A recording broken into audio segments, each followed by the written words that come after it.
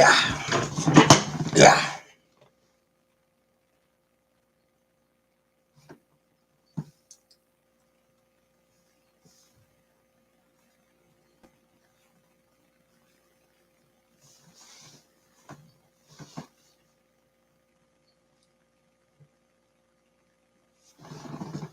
Even.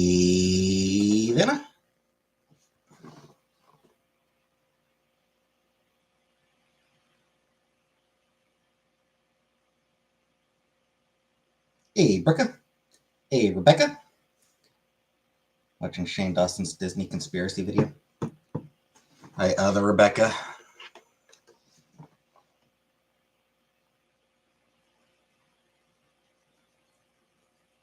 Anything interesting in that conspiracy video? Is it just about Walt Disney's head being frozen? Because I'm pretty sure that's probably false.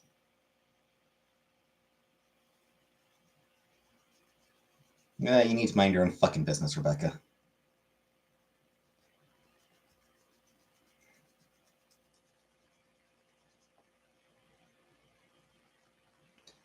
You need to stop mining for fucking drama.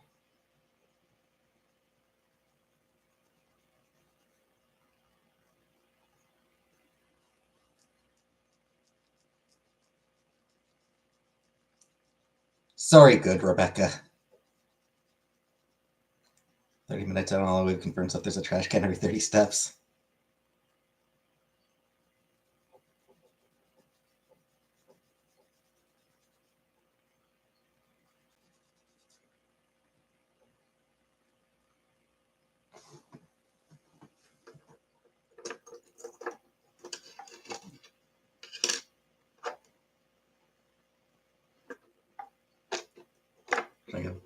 No, it's Spirited Away,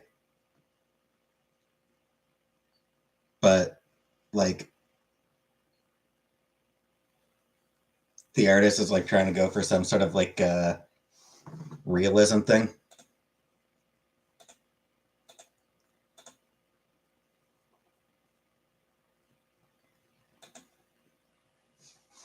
Which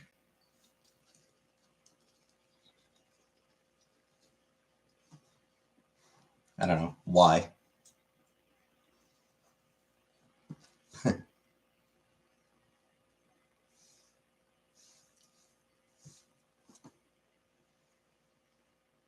I do like the Shy Guys though.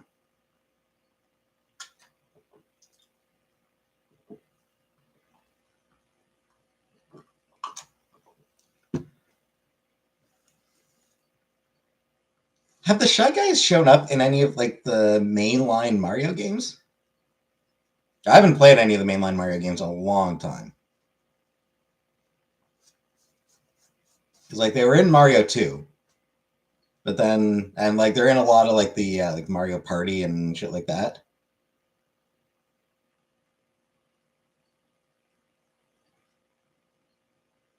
Mario RPG, those types of games.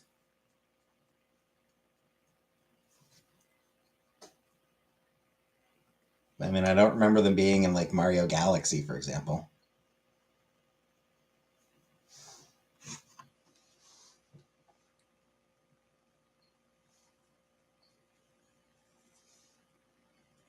Do I watch Hassan Piker? I do not.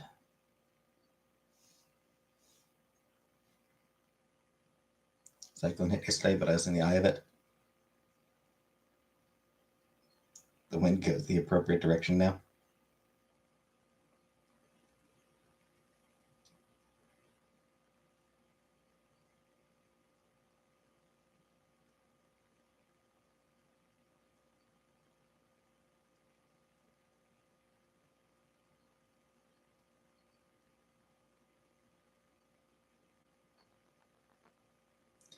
Well, I'm glad it didn't end up being too bad then, Rebecca. Not been featured in any mainline Mario games. That's so weird because they're like, why not?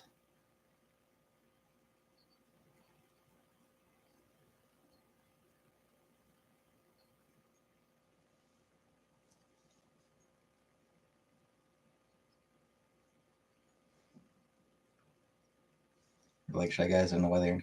Yeah, like they do. They do show up in other Mario games, just not in the mainline ones. It's weird. Like I know in Mario RPG, for example, uh, they were an enemy. Like they were initially associated with Booster, but they showed up, or like some of them were associated with Booster, but they showed up at other places as well.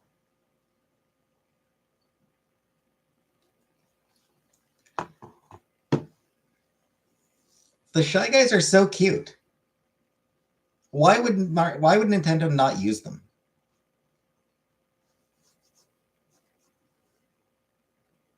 Would I rather smash Peach, Daisy, Rosalina, or Pauline?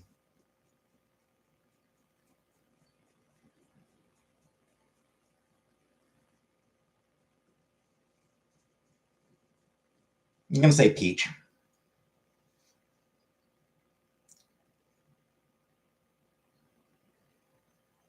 Give me a select Shy Guys when you die. Yoshi's Island. Might have been.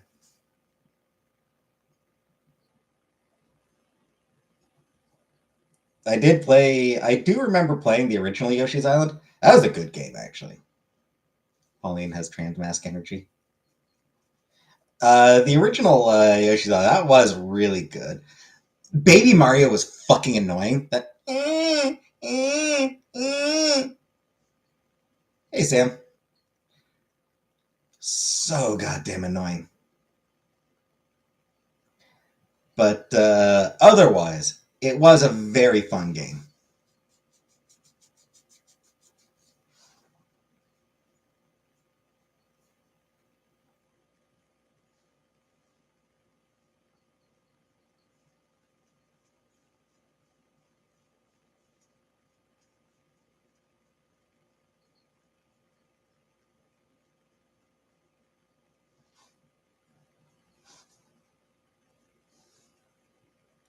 Or like those.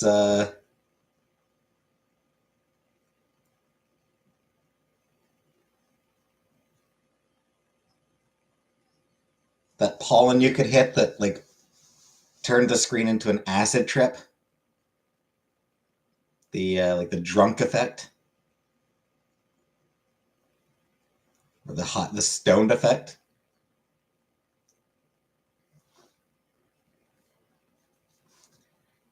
The acid high effect. That was fun.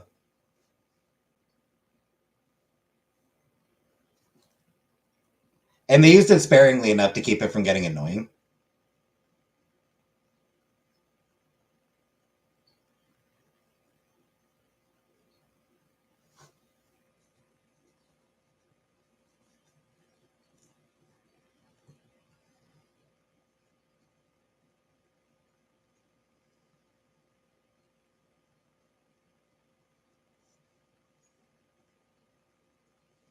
Been a long time since I played it, so I don't really remember the game very well.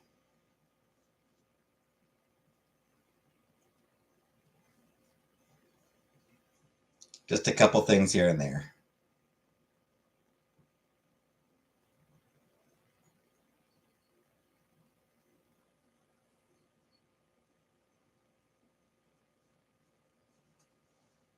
The piranha plant, the piranha plant boss fight where you had to like skip the eggs across the water.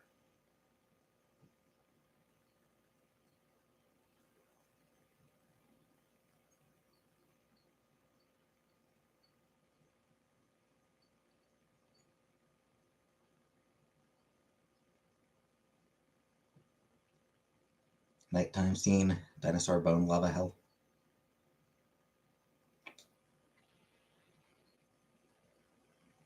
The sewers.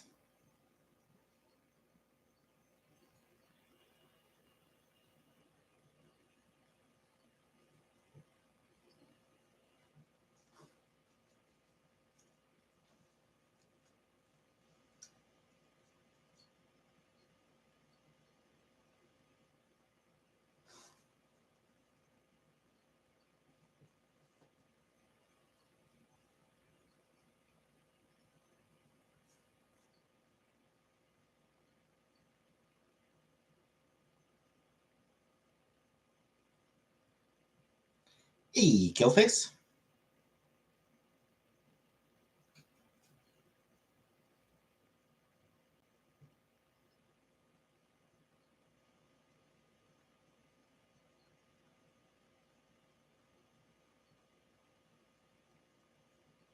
Whatever, James. I finished Hot Dog Girl last night.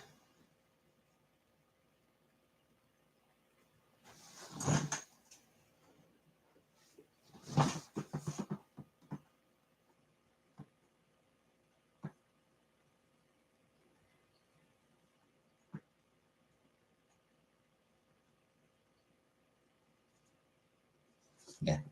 I did finish reading Hot Dog Girl.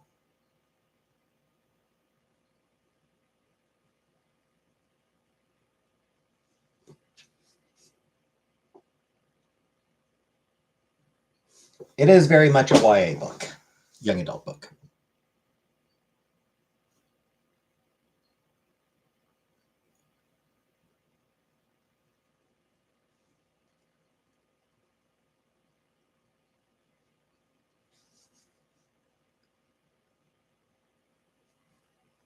I'll try to get a review for that up. I'll try to record my review for it tonight and get it posted Monday.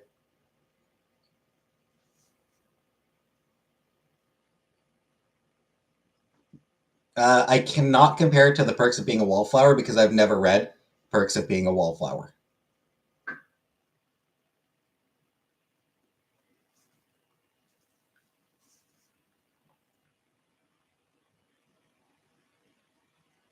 I would expect that it probably compares pretty favorably. My guess is that it's probably not as good as Wallflower, but still generally comparable. Would be my assumption. Like I said, not having read Perks of Being a Wallflower, I can't really judge for sure.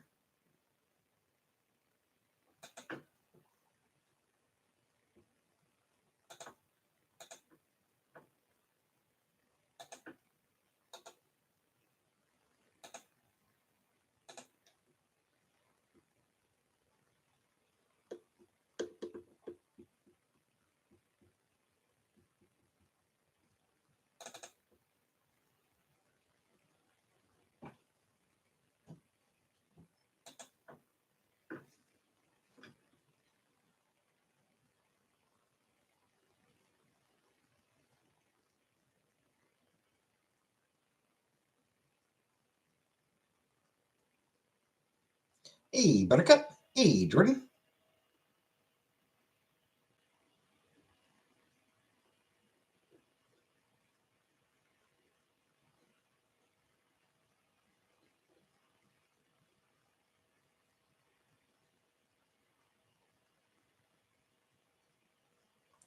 So now I'll read a couple more. Next, I'm going to read a couple graphic novels. I'm not saying, Jordan. I'm never gonna. I'm never saying until it gets here. I'm not. I'm not saying until it actually arrives. Micro wrestling happening near me.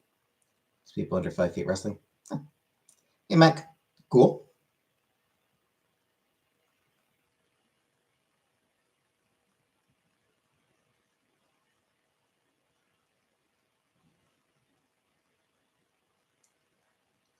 Yeah, I'm not answering the question, Buttercup.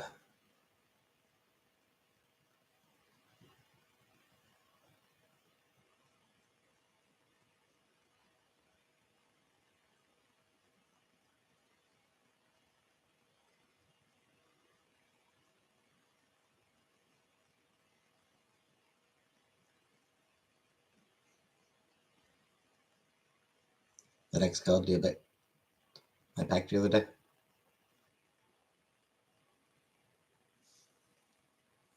Was there an issue with it?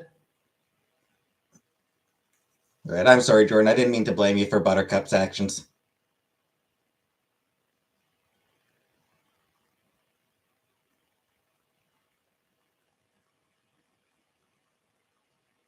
Buttercup is the negative influence here.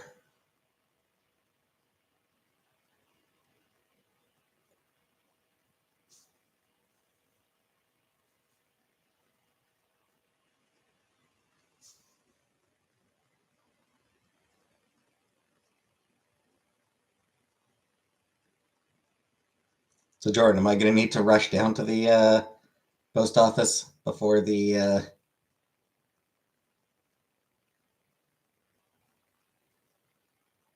Tried to deliver it today, but apparently something about transferring to Canada Post needing a street address.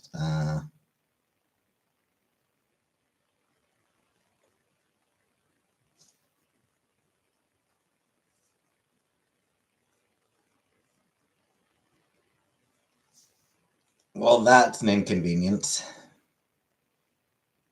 Hey, Comic Brook.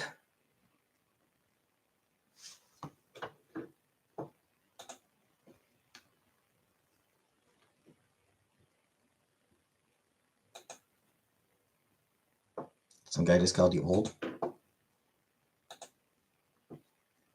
Was it me, Comic Brook? Did I call you old?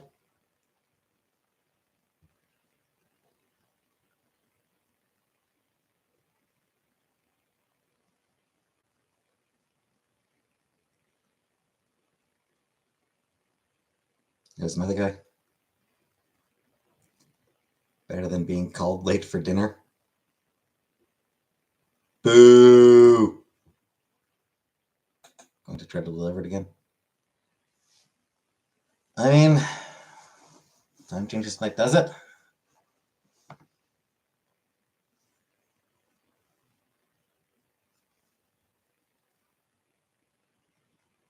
On Women's Day of all days. It's true. It's International Women's Day. That's what I was gonna.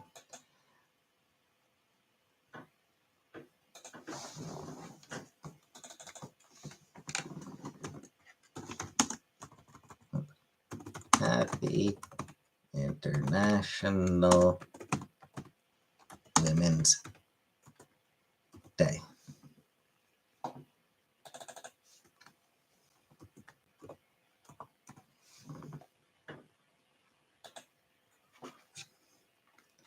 My favorite women.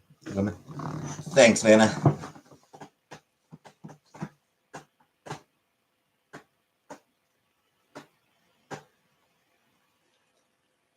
I just changed the title of my stream.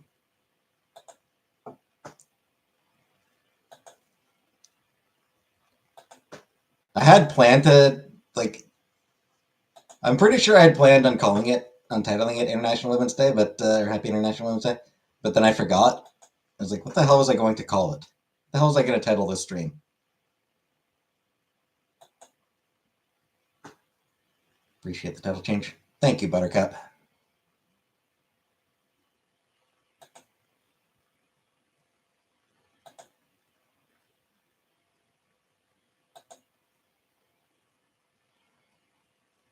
International Titties Day. Whee! Who doesn't love titties?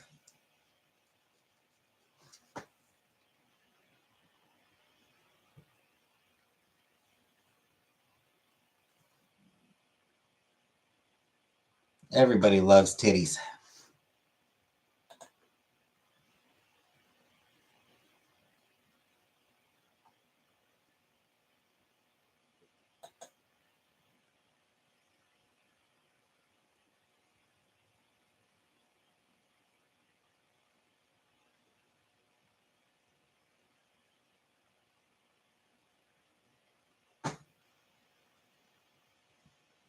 Dial changes.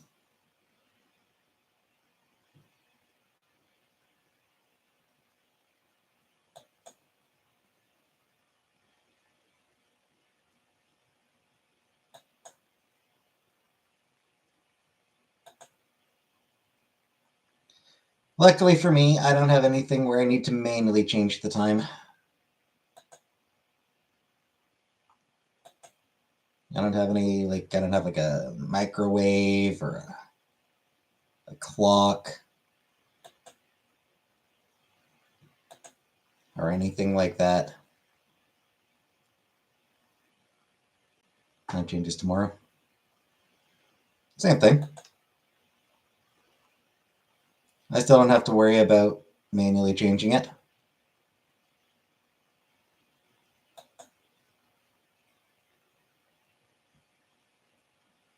The time will change when it changes.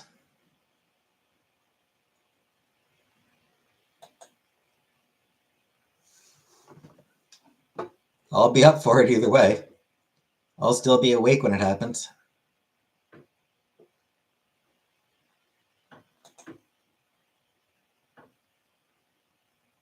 Did you ever name a woman?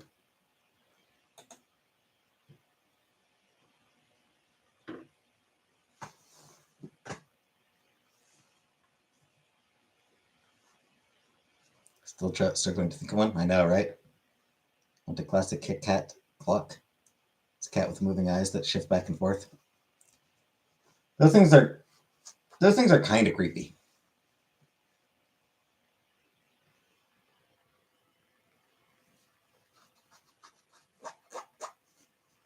Speaking of women, actually. Speaking of women, Rick Astley.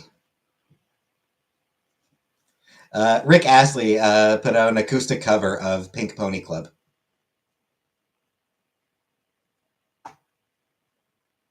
And it sounds like what you would think an acoustic cover of Pink Pony Club by Rick Astley would sound like.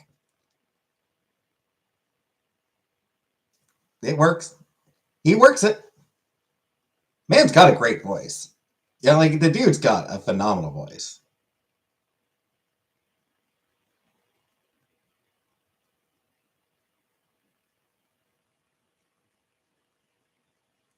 Julia Gillard, there's a name.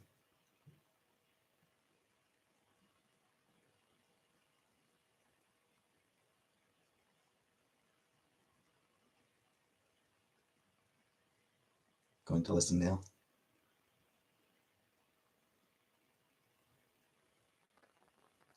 Once you've listened to it,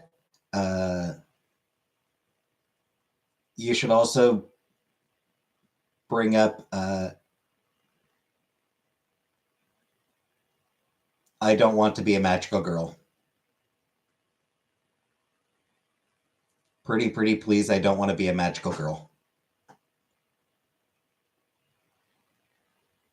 Just like cue it up for after this stream ends and watch it after the stream ends.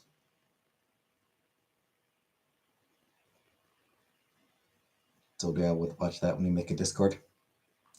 I mean, you're only punishing yourself by not watching it.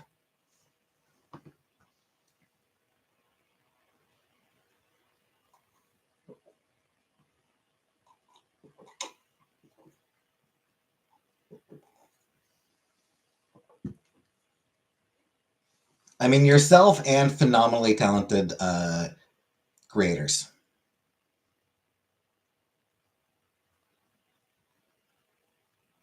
You're punishing yourself by rejecting our friendship. Not true, Buttercup. I'm also punishing you.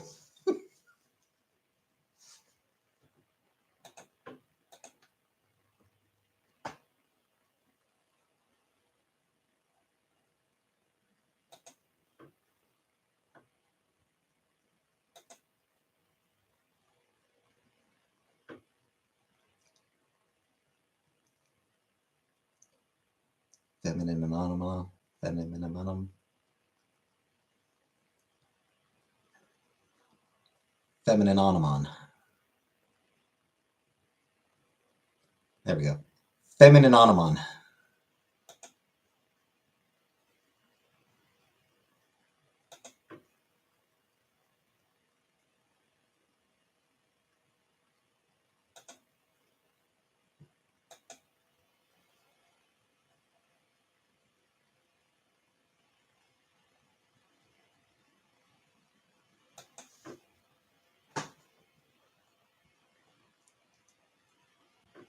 Feminomenon.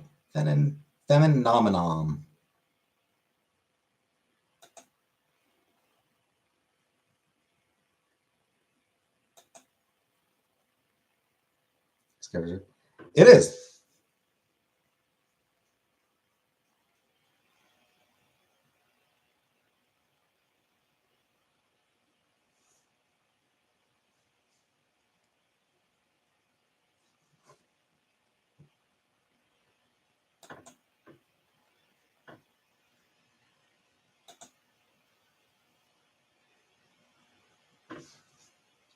Phenomena. Do do do do. Phenomena. Do do do do. Phenomena. Is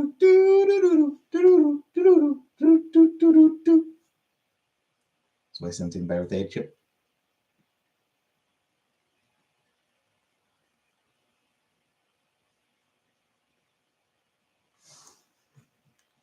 Oh shit! Who is the? I'm blanking on the.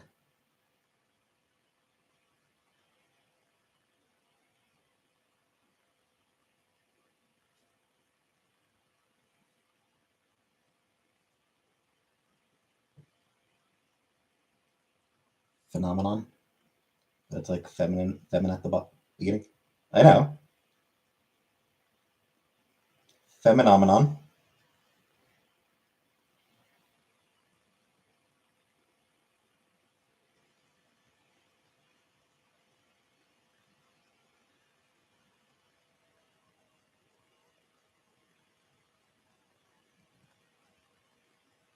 It's like Uwamina. That's what it was.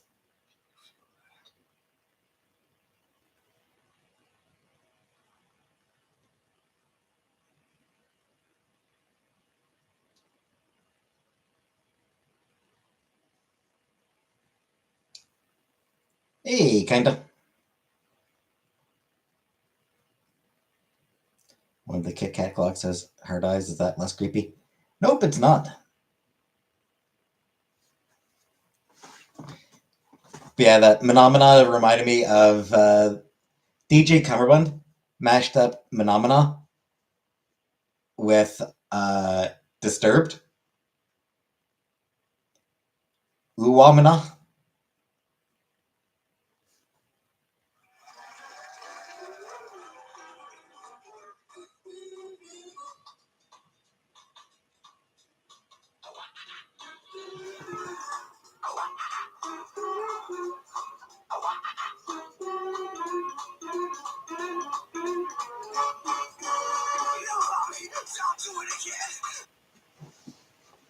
I never played Sims. I mean, I did play Sims back in the day. Like, I did used to play Sims, like Sims 2. I did play Sims 2 like 20 years ago.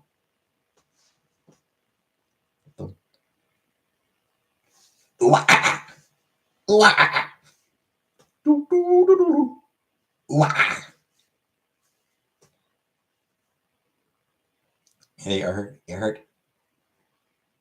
Uh, she was a character on Star Trek Voyager. Have you been lately? Meh.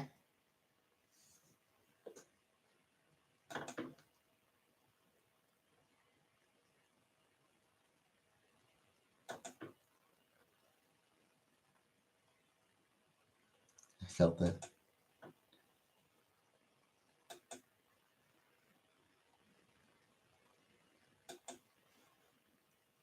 Yeah, there's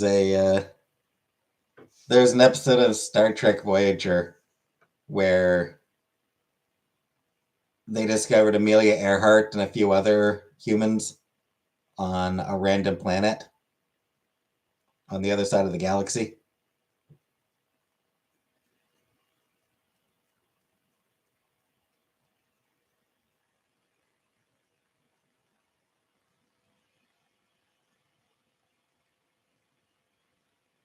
Because Star Trek.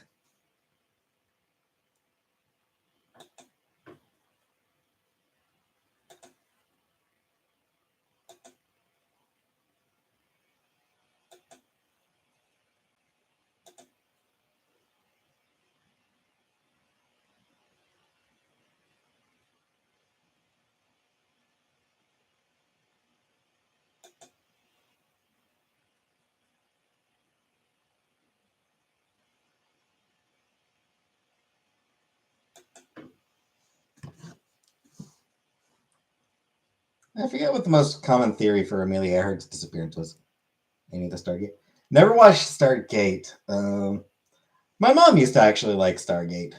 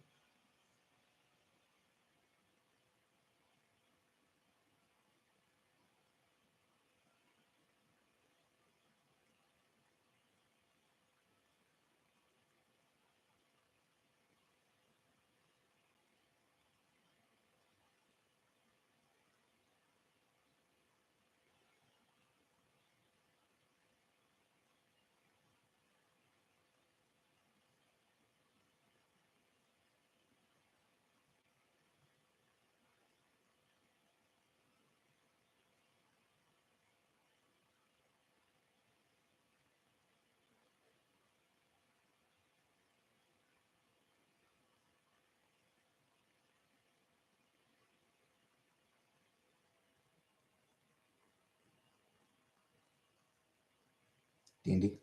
Never played D&D. Hey, Sacha.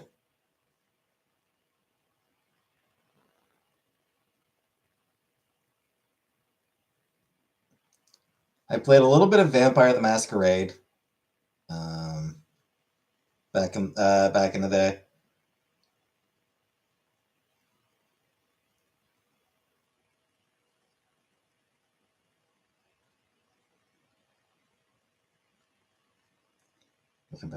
I got very obsessed. I almost never played it, but I did get very obsessed with it.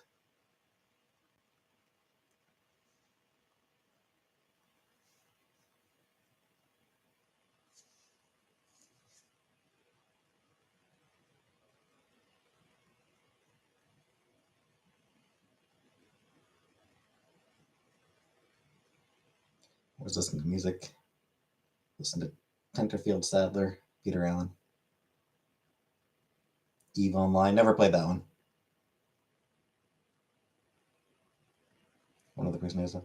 Who knows what is, Vanna? Vampire? Or EVE Online?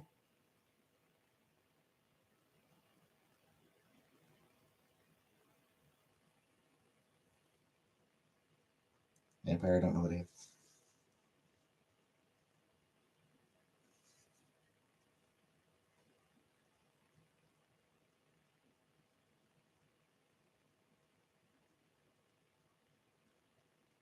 A little buffering. I will say the Tremere had like the weakest, had like, of all the clan weaknesses, the Tremere was like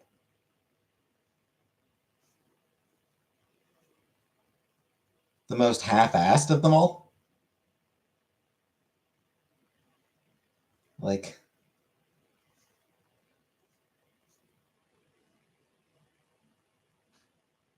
you have a partial blood bond to the clan.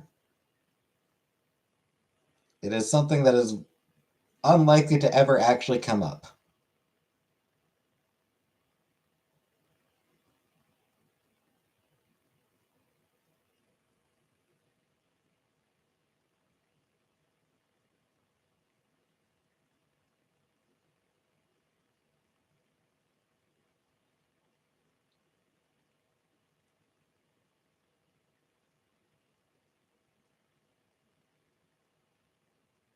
Skyrim? No. Started playing GTA 5 Enhanced. I think this is the final time. Well, Fallout. I never played Fallout. Chantel played Fallout. Yeah, I played GTA 5 Enhanced until GTA 6 drops, whenever that is. When does that one drop?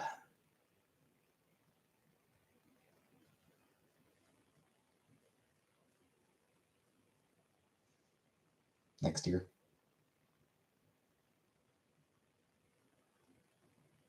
Yeah, actually,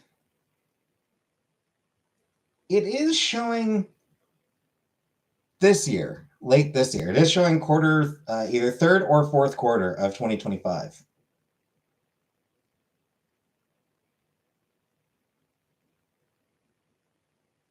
Based on Wikipedia, that's what it says.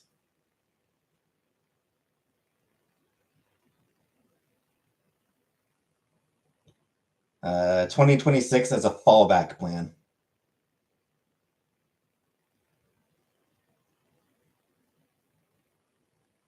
As well be 2026.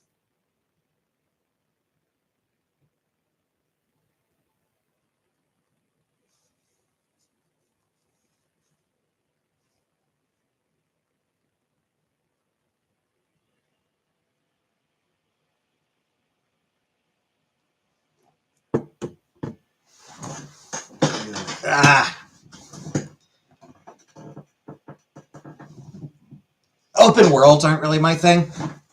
And the Grand Theft Auto games have a cynicism that I don't really enjoy.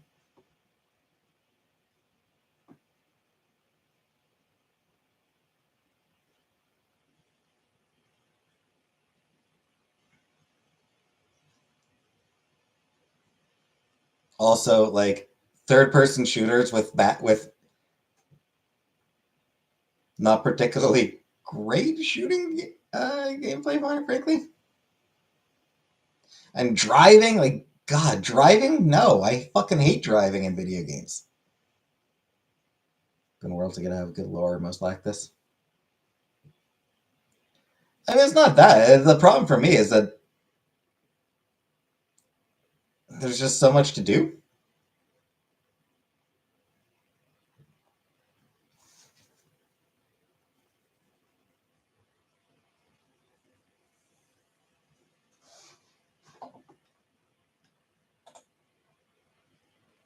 And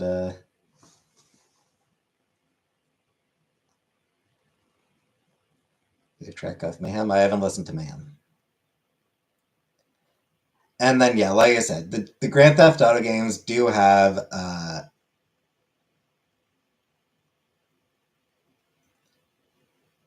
design the game around someone who's gonna game days in India. And a lot of the shit feels like filler. You know, a lot of it they'll just like a lot of it just sort of like filler shit just to make the game feel longer.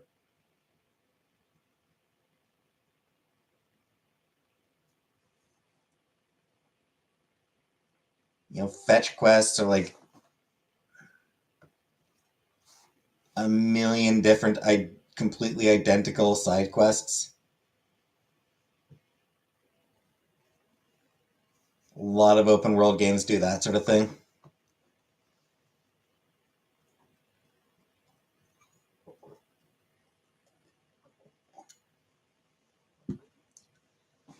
And even if they're not, like I said, it's just there is ends up being too much to do.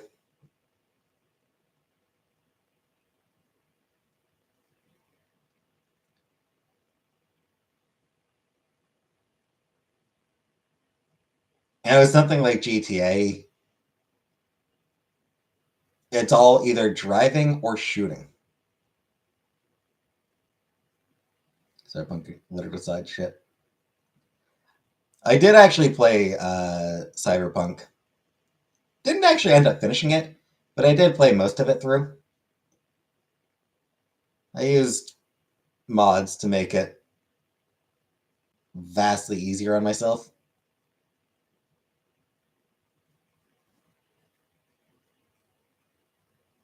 Skyrim has varied quests is pretty fun.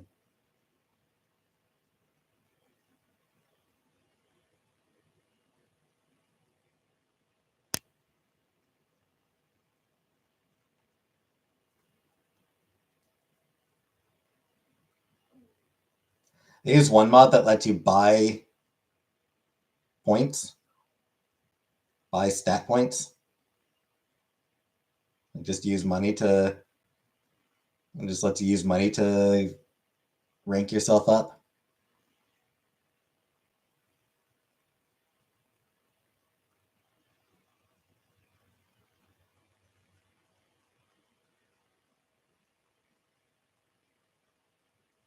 Cheat console lets you do it all.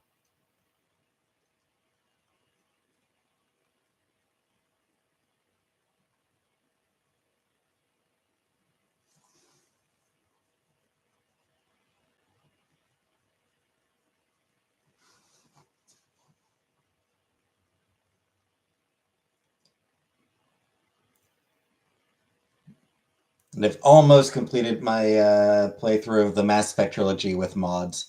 I installed a bunch of mods for Mass Effect. All three games. Hey, Barbara. Two or three? Three. Like I've almost finished the third one. All I've got left is Earth. Finished off Cerberus. It's going to be my first time going through Earth with the Take Earth Back mod. It's my first time playing through the game with mods in general. Sort of. When I did my Let's Play of it for the channel, I installed a couple of very minor mods. This one I've got some like major mods. Curious how the Take Earth Back mod will change things. change that final mission.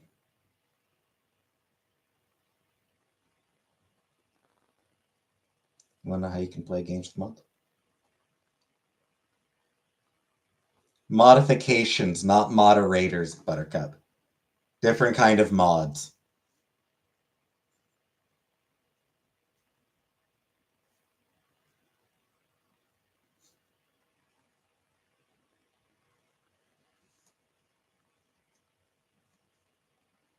Betray the Krogans?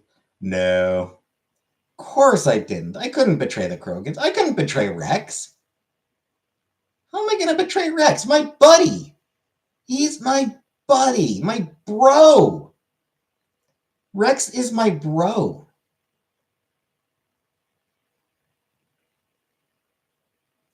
It's only worth betraying the Krogan if you kill Rex on Burmire. If Rex is dead, then you should betray the Krogan.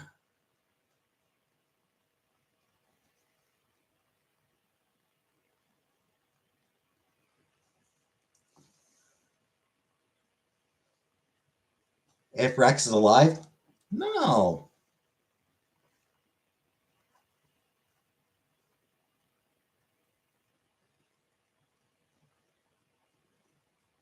Thinking they go back on their conquest to buy everything.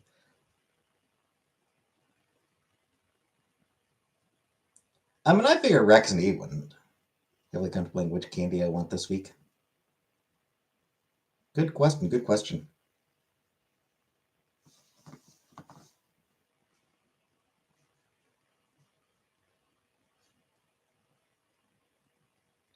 Yeah, I figure Rex and Eve would keep the Krogan in line. Grunt as well. Grunt would keep the Krogan in line as well.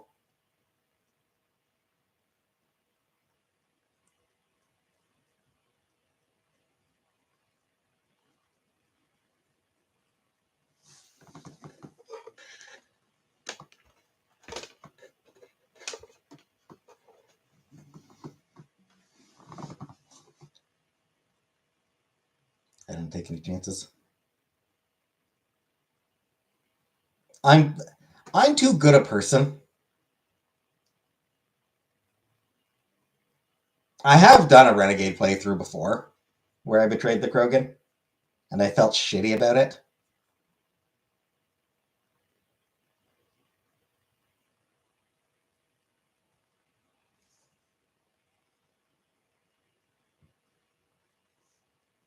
Krogan seem kind when you're helping them.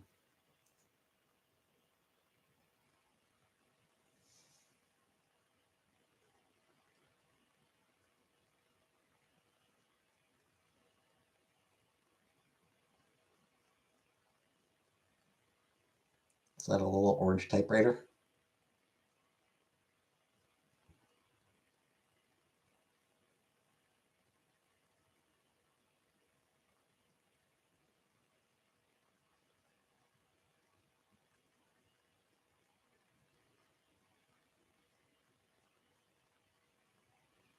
Hi, timestamp.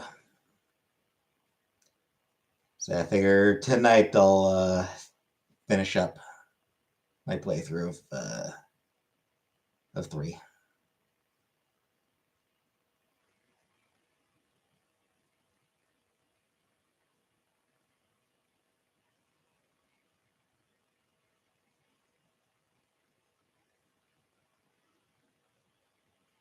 With the fucking Star Brat. No, I'm not going to stream it. Fucking hate the Star Brat. God, they fucked up. They fucked up so hard right at the end.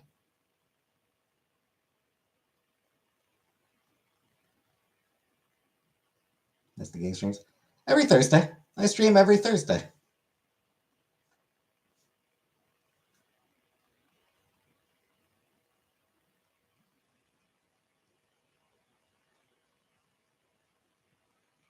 Yeah, it's just wild to me that, like,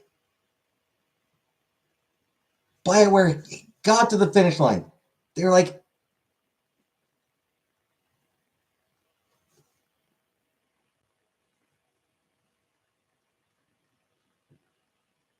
They were right at the finish line. And then they just decided to take a big old shit right there. Ubisoft's in trouble laying off heaps. Yep, it's what developers do these days.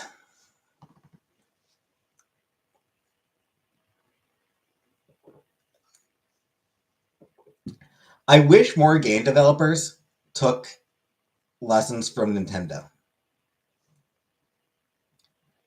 A few years back, Nintendo had colossal failure. I think it was the Wii U. I think when they released the Wii U, I believe it was. It was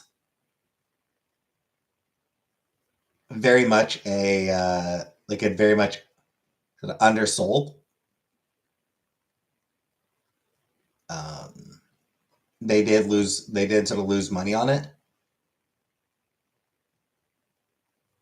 So the president of Nintendo, and I think some of the other, I think maybe a couple other executives, took their own pay cuts.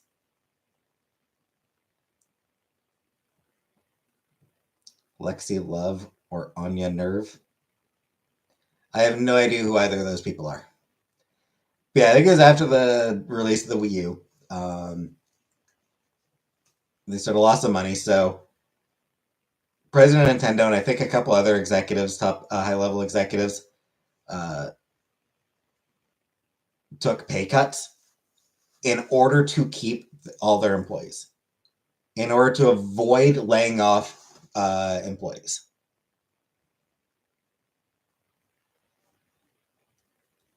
Which nobody does that. Like, no other company does that. No other executive is ever willing to take a pay cut in order to save the jobs of their employees. And I wish more companies and more game developers were willing to do that, because that's how you get a loyal and talented workforce. That's how you get workers who are willing to put in the best work possible. Hey, McChicken.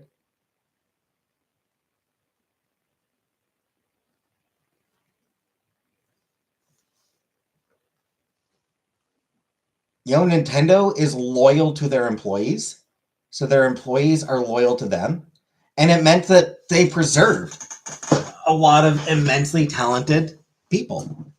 It meant they preserved all those great developers, so that they were able to rebound. It's lunchtime and I'm hungry. McChicken better start running.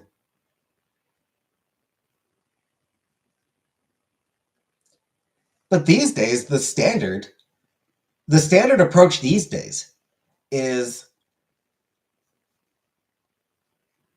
a developer will release a successful game and then lay off half their employees.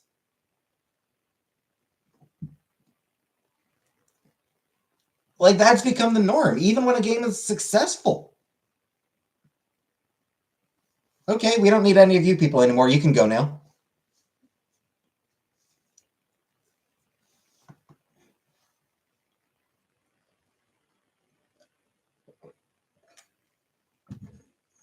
We're firing all of you people so that the number on the line on the chart looks even higher.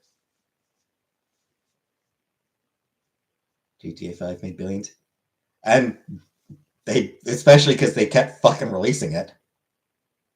Here's Epic. Hey, Maeve.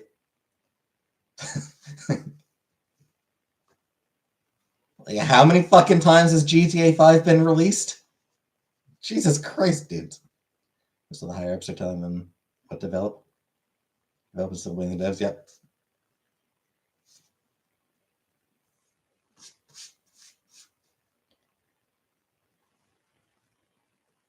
Yep, you got to make it. Oh, don't forget, you got to include live action. You got to include the live action component, guys. Don't forget that. You gotta spend. You got to make that your top priority action. Make that your top priority. And oh, by the way, you have 3 more months to finish it off.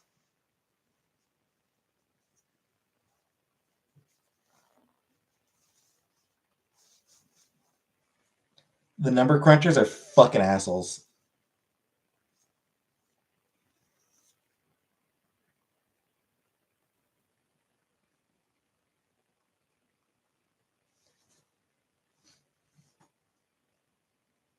The executives are so goddamn stupid and shitty and awful.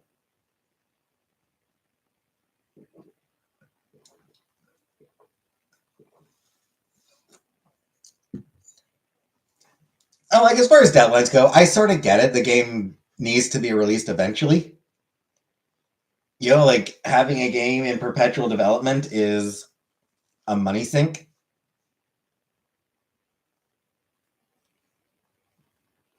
So deadlines, yeah, it's like we need the game to come out. We need to have something to release so that we can actually make back the money that we've spent making this game. Hey, Christina. But sometimes the deadlines are just way too tight.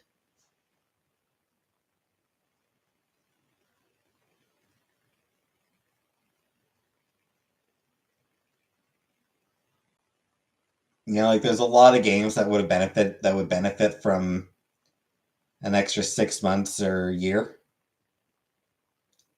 SeaWorld in Dubai, and it's beyond extravagant. Hogwarts Legacy took 5 years to make.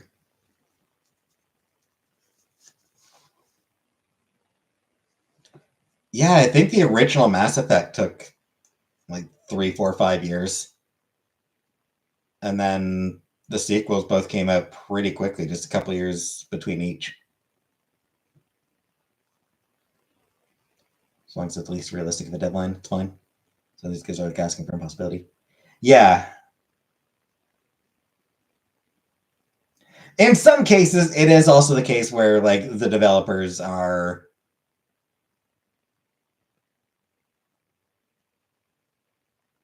like where the devs thought they could hit the deadline. But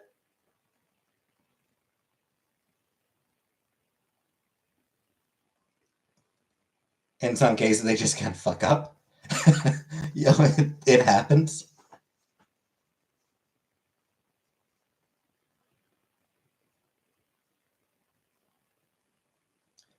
Yeah, sometimes it is genuinely the fault of the devs for missing deadlines. But a lot of times it is the executives are setting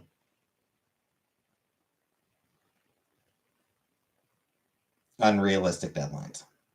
Actually, I did that like in smaller time frames, comic book releases.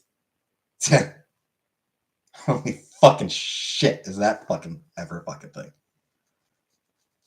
Comic book deadlines are horrible. Holy shit, is the comic book industry ever fucking unreasonable?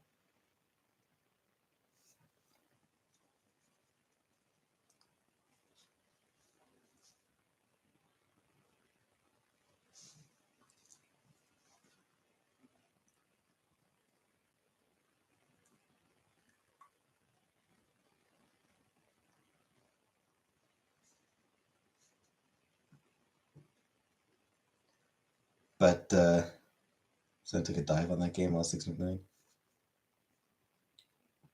Yeah, that one Concord was like meant to be like an Overwatch clone, wasn't it? Or like that was like the goal with Concord was like this like an Overwatch killer.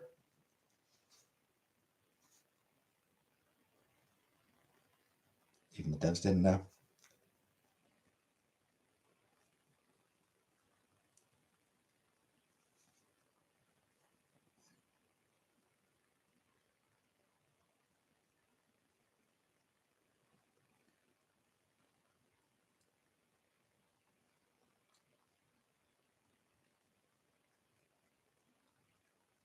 Potential under different management. Reading Grant Morrison's version of X-Men. I'm older. I'm wondering what the time frame for release was in terms of deadlines. Probably just their stuff. I mean, there were. I will say, There were a couple issues here and there where the art sucked.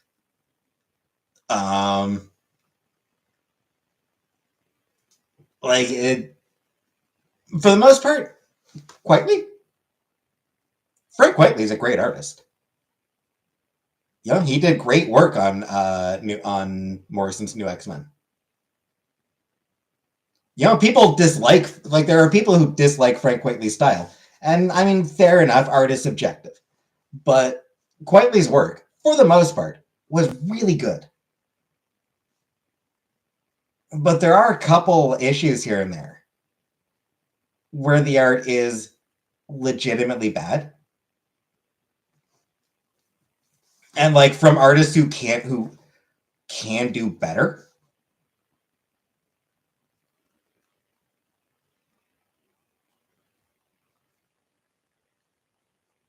I do really like Morrison's New X-Men because they were the first one who really. Morrison was the first writer to really embrace the mutants as minority thing. They actually made the mutants into a minority group, treated them the way minorities are actually like how they operate in the real world. And I really like that. And other writers at the time sort of built on that as well.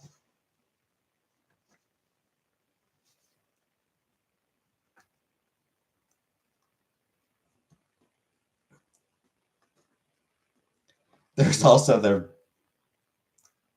they did also like, I'd love to be a mutant. They did also, you know, their view of Magneto as an old terrorist bastard, and just I also really like their view of Xavier and Magneto no longer really being relevant.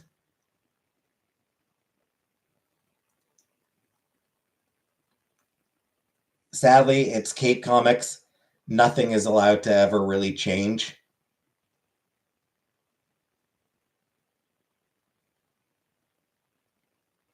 But yeah, they really did completely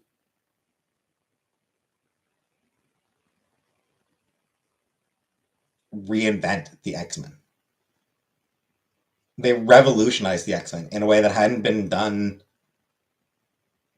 since All New, All Different.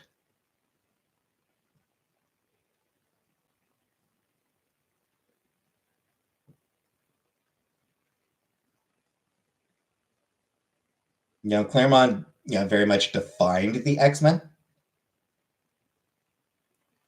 Kirby and Lee created the X-Men. Claremont, along with um, along with the artists he worked with, defined the X-Men, and then Morrison redefined them. You know, we're not concerned if Republicans give us weird looks. We have no more time for that.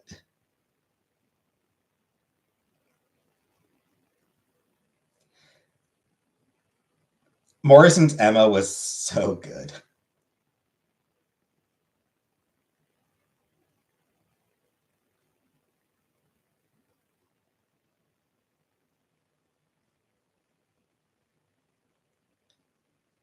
How are you such a bitch? Breeding, dear. Top class breeding.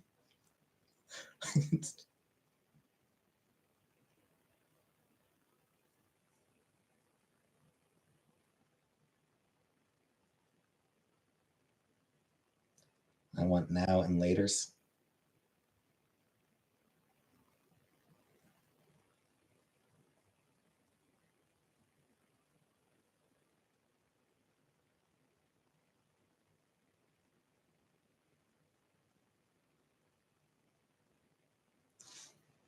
It is one of my absolute favorite X-Men runs.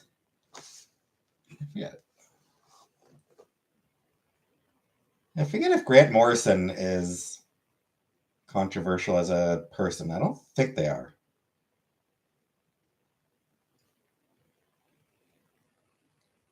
Pretty sure Morrison is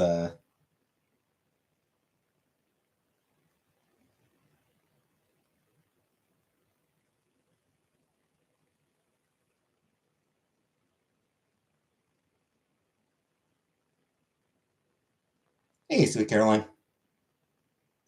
Captain America. I have not seen the new Captain America.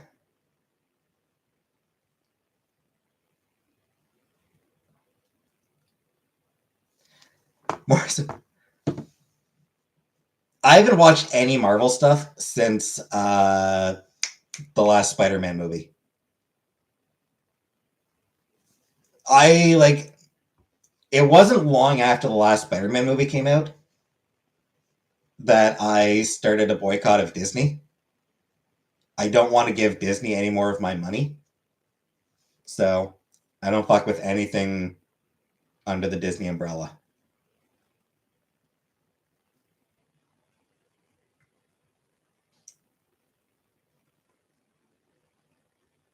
Which includes Marvel. I don't really miss the MCU. I will admit, I do miss reading Marvel comics. I grew up with Marvel. They're a huge part of my DNA. You know, like I had to abandon the Krakoa era pretty early on. Is Disney reverted? Disney's been evil for decades. I just kind of hit the point where I just kind of couldn't really justify giving them my money anymore.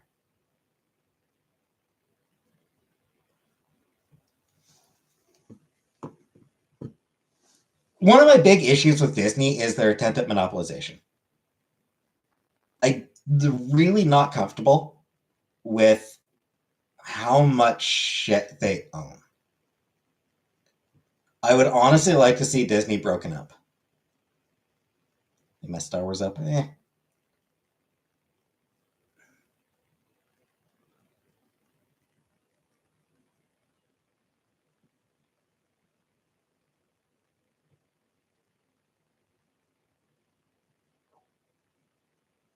I liked The Last Jedi. I thought The Last Jedi was really good, and Rogue One obviously was great.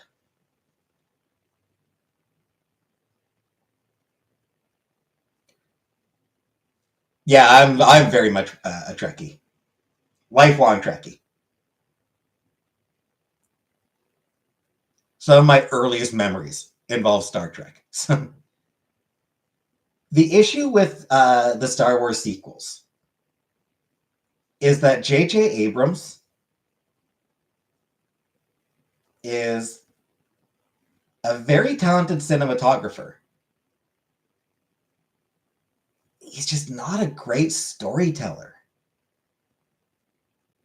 Voyager got me as a kid. Next Generation for me. I grew up on Next Generation. Because, both of Abrams' movies were just the originals.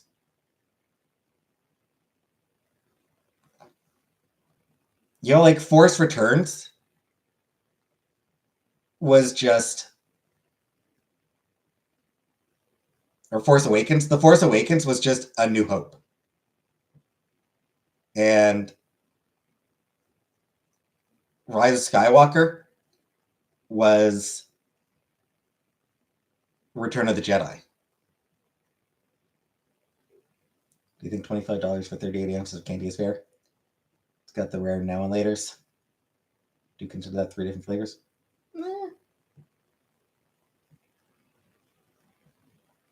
No. Seems fair. Hey, Elf.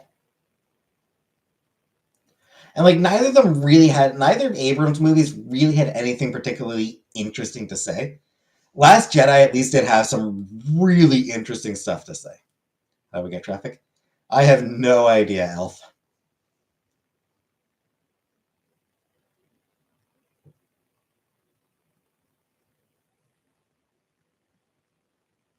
I never even made the 4th movie. Which, fine. But yeah, want to be human? Trafficked by someone that's obsessed with my ass? Could be. I don't know. I don't know how you do it, Elf. I don't know how you manage it. Need to finish Lower Decks. Loved Lower Decks. Lower Decks was such a good show. It deserved to keep getting made. Like, it absolutely deserves, 12 seasons. 15 seasons. That was my favorite character. Tendi was such a sweetheart. Tendi is absolutely, like, just the sweetest.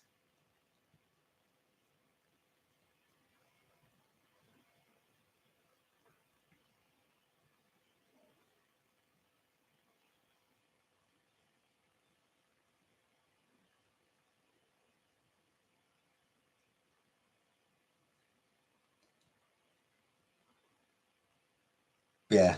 I feel like Lower Decks should have had as many seasons as there are movies.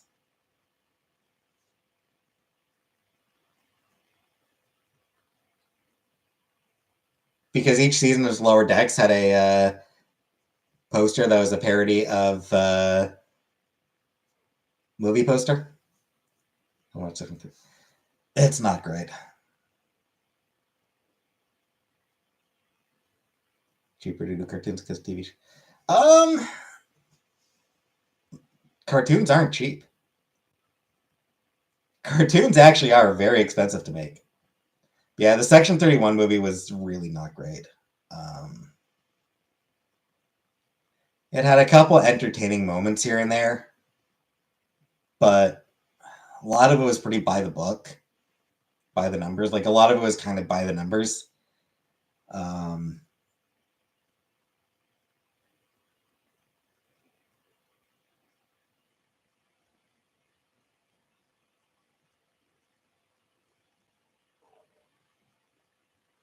the plot was whatever.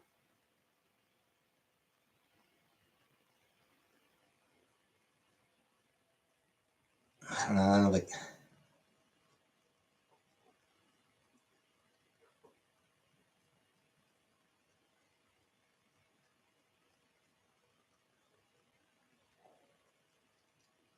settled for a Vegemite sandwich. I think part of it is that it was originally intended as a series and then got um, compressed into just a single movie. I think that really shows in it. Um, and it's very predictable. Like, it's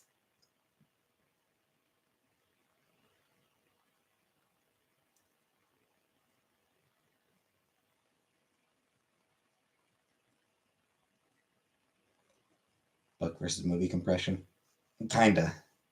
Except even worse because like they obviously had plans for more, but then they just had to like start cutting shit out in order to make it all fit, and it just they had to like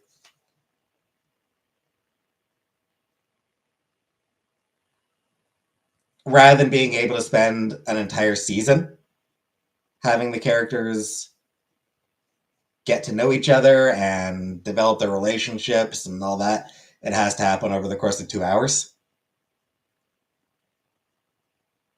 So it feels very rushed.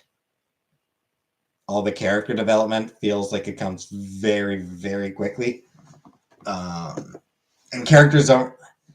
Some characters don't really even feel authentic to themselves. Like, who was it? Blanking on her name, but trailer for the canceled live action PPG show. I did not see the trailer. I did read a page of the script. Where it's compression, depression, repression, all involve squashing things. It's all about pressing. 150 now and later is $40. I don't even know what now and later's are. Just released it. Was it? Oh wow.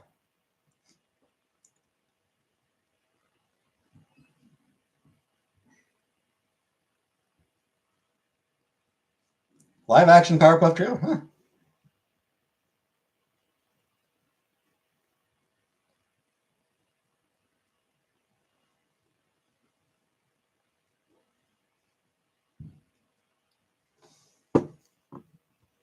But yeah, I did. I do remember reading a page of the script. Somebody leaked the script. Like I know somebody leaked the script, and I remember seeing a page of it where Blossom found Buttercup in bed with a woman, and so they started to slut shame her for apparently being somebody who like sleeps around. And then Buttercup called out Blossom for her nudes being leaked, and like Jesus fucking Christ.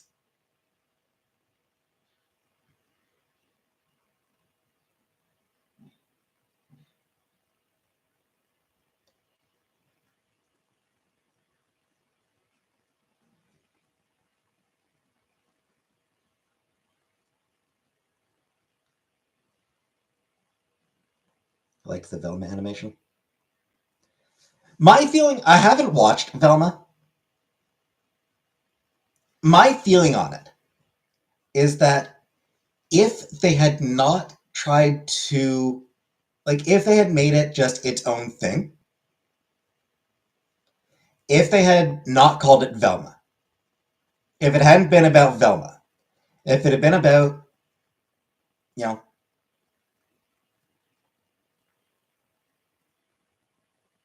American girl of South Asian descent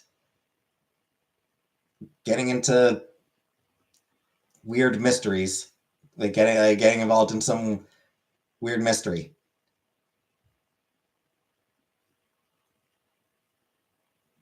they probably would have gone fine. Like I think the biggest problem that show faced was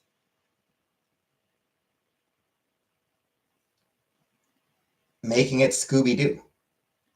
If they hadn't done that, I think it probably would have. It wouldn't have gotten the same name recognition, but I don't think it would have gotten the same amount of criticism either.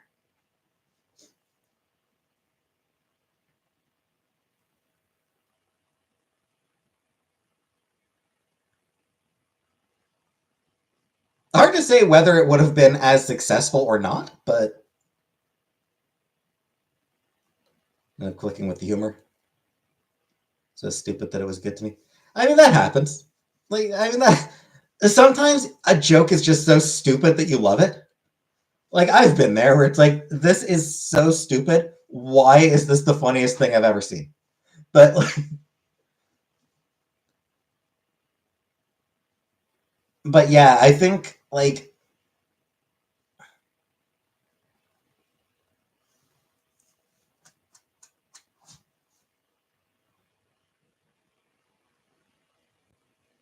yeah, just like trying to change like everything about Scooby Doo. I don't even know that there's room for an adult Scooby Doo cartoon. Inspector Gadget. Inspector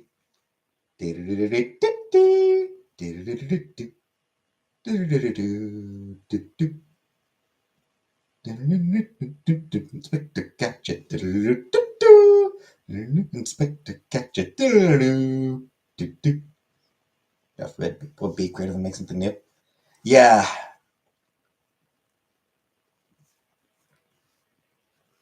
could have made some horrifying content that they did.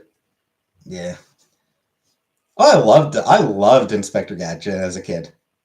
I loved that show.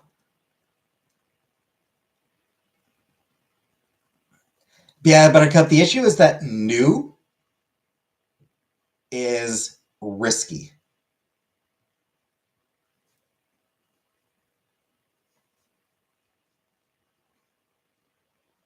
Like calling it Velma, saying making it a Scooby Doo cartoon, that brings in immediate brand recognition. That gets it attention. Um,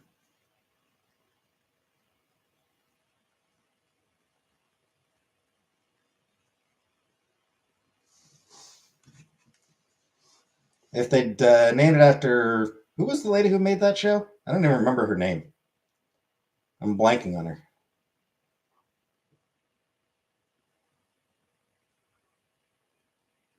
If it had been Mindy, yeah, if they'd called it Mindy, would that have gotten as much attention as Velma? If it had been Mindy with all original characters. Nothing, no connection to Scooby Doo at all. No attempt to tie it into Scooby Doo. Just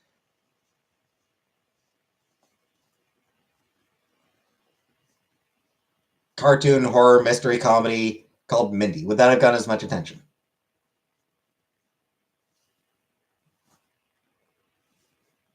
Mindy Project.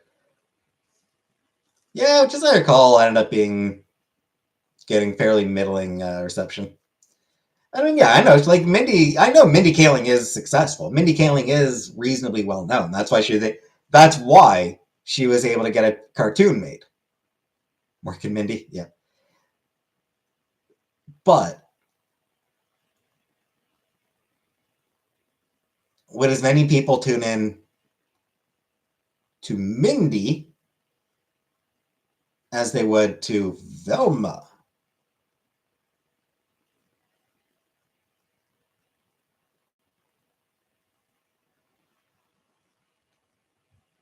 No, no, Jones, I cannot. I'm going to go pee and refill my water. I'll be back in 2 minutes.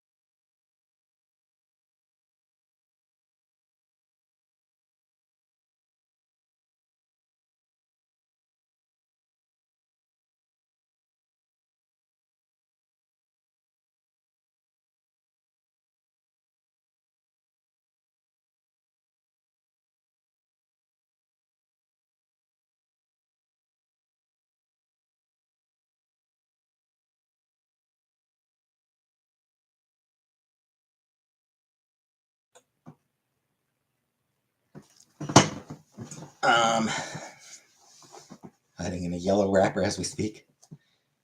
Yeah, I mean, as far as people can't be creative anymore, they try. They're still trying. Even within the confines of working with existing brands, they're still trying. Like for all the criticism that Velma got, Mindy Kaling and the people who and the other Mindy Kaling and the other creators of that show, they were trying to do something creative. They were trying to do something different. I maintain that it shouldn't have been a Scooby Doo show. That they shouldn't have tried to pass it off as a Scooby Doo show. I still think that was a mistake. But they were trying to do something creative and interesting. Opinions differ on whether they were successful, but they were trying. And even with that, I mean, She-Ra and the Princesses of Power. Yeah, I don't fucking care about your opinion, Jones. But like the She-Ra and the Princesses of Power. It is working with an existing brand, but I liked Seinfeld when I was young. As I became a teenager, into my teenage years, I started to really turn against it. Like I got really fed up with it.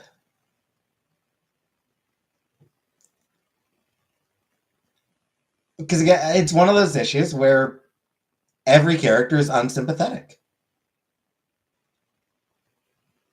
You can't really root for any of them because they're terrible people.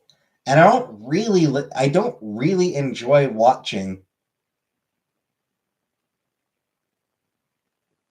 shows that are exclusively about shitty ass people being shitty ass people.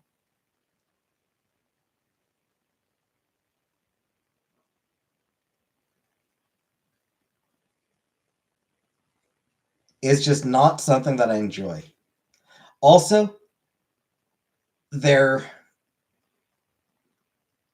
show had this Jerry's oh yeah, Jerry Seinfeld himself is very much a Zionist. Jerry Seinfeld himself can go fuck himself.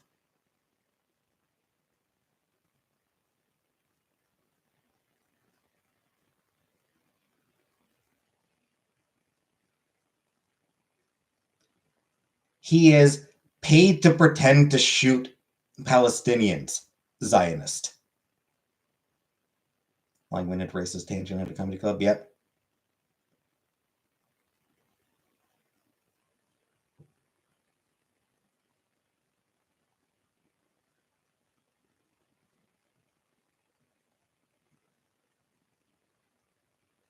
Seinfeld's also one of those people who bitches about like, oh, you can't say things anymore. No. Jerry pretended to shoot Palestinians. He took his family to some. He took his family on vacation to Israel, and it's like part of some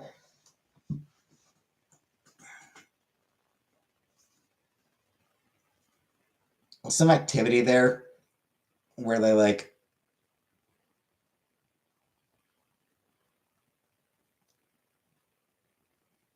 there's like this pretend operations thing where they were like pretend to be like IDF and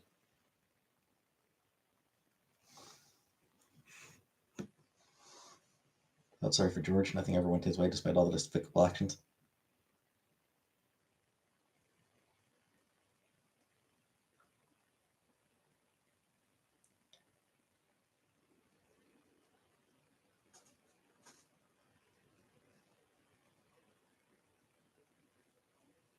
Let me look up the details on it again.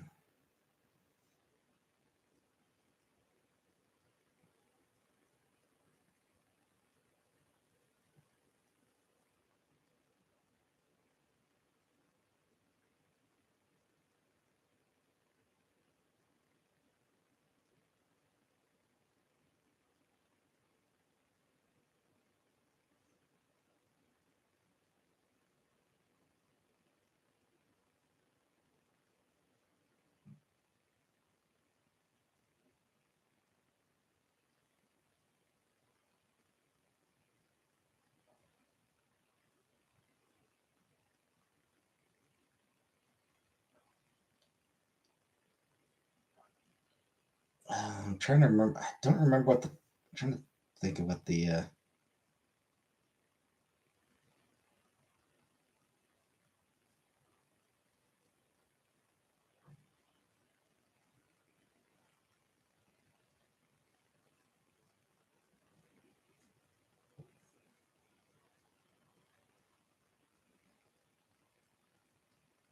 Yeah, military camp. Yeah.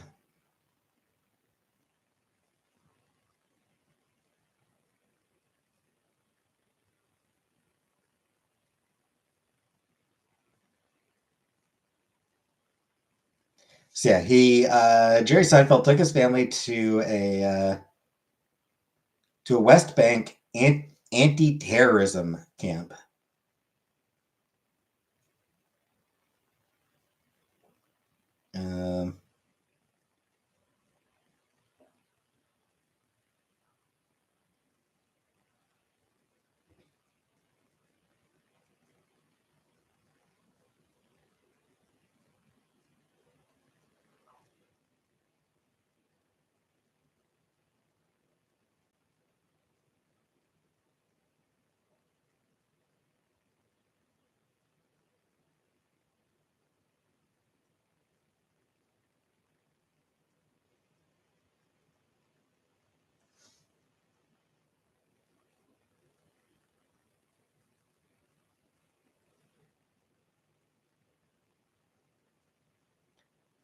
So yeah, he is pretty shitty.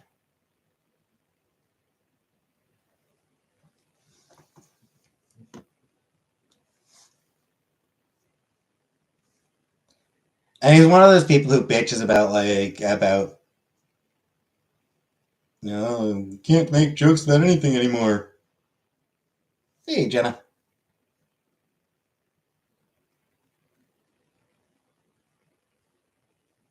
You're not allowed to make jokes about anything anymore. Fuck off, Jerry.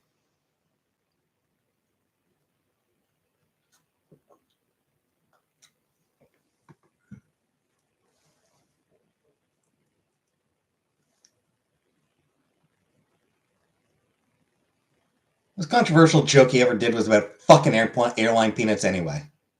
The fuck is he bitching about not being allowed to be controversial? Fuck you, Jerry.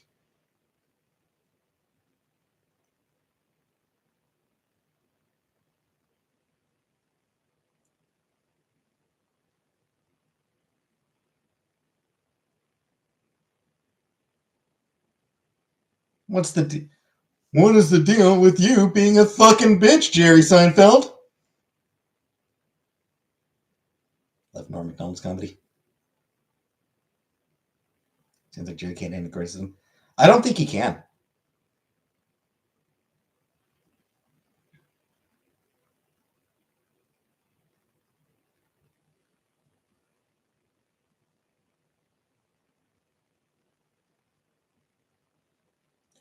What it is, I think what it is, and it's a common thing for a lot of old comedians. Doesn't like hecklers. I mean, no comedian does. Like, no comedian likes hecklers. There are some who are really good at dealing with hecklers, but they don't like hecklers. Hey, Pickleface. He's not Canadian now.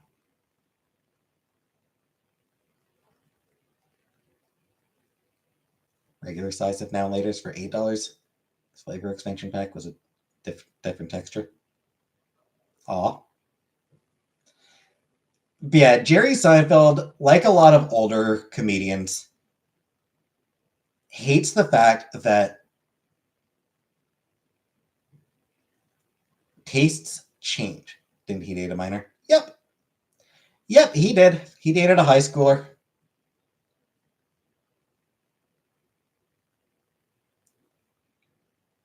Kind of a gross person. Oh, you did ask? Oh, you asked that, Rebecca? So, Mac? Sorry, Mac, I missed you asking that. He's entitled to his opinion like you are. Sure, but I think his opinion is bullshit. And I'm allowed to call his opinion stupid. Says Mayor Wiggins after that he's gross. Indeed, he is. It is, in fact, very gross. Came from low socioeconomic status. His dad was a milkman. He dated that teenager. Yep. He dated that teenager.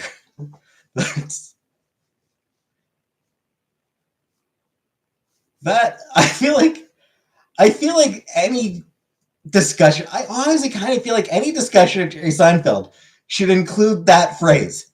Yeah, he dated that teenager. Yeah, like I really don't like the like I it bugs me when comedians complain about people are too sensitive anymore. You can't make jokes about anything anymore. You're not allowed to be funny anymore. It's like tastes change, social attitude, cultural attitudes change.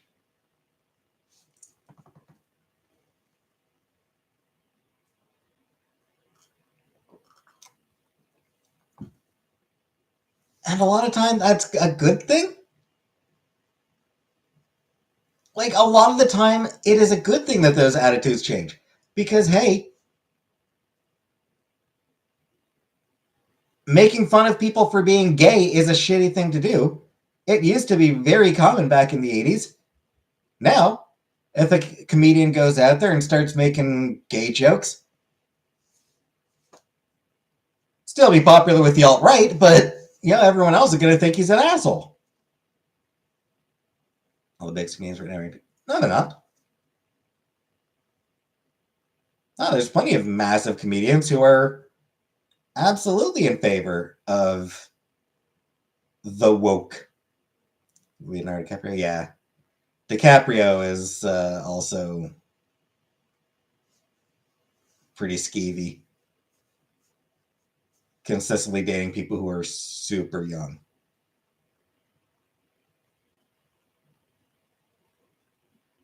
Alt folk can become assholes.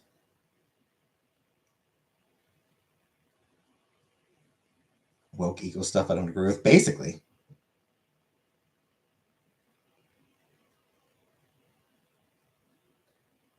But like, as an example,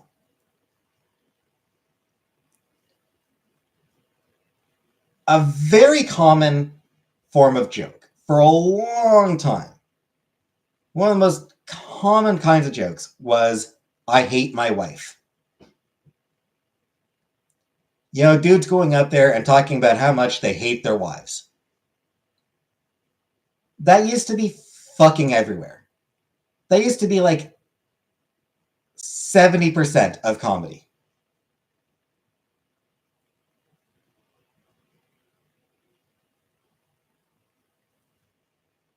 But you don't really see that anymore.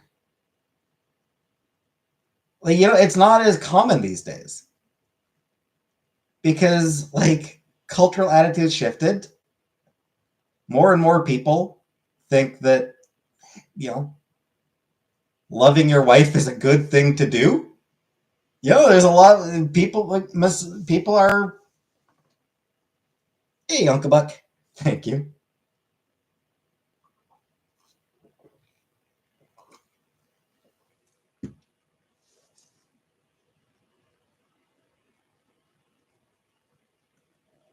So now you get comedians talking about how much they love their wives.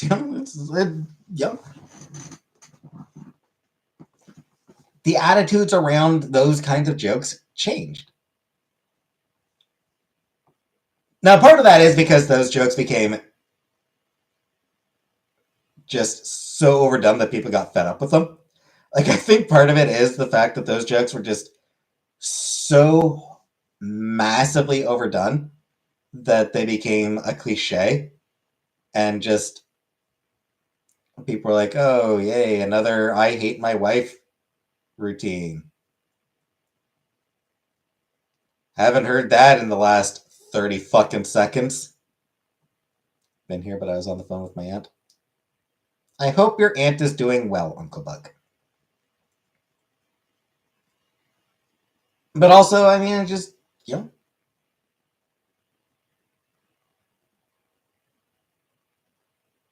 I think there is a larger emphasis on happy relationships these days.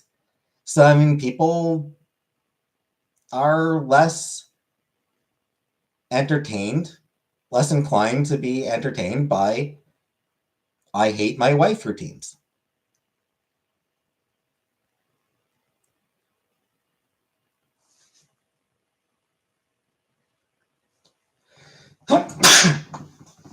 Honestly, like, I feel like when someone complains about how comedy's changed, I think the best response you can give is, I'll bet the minstrel show people felt the same way.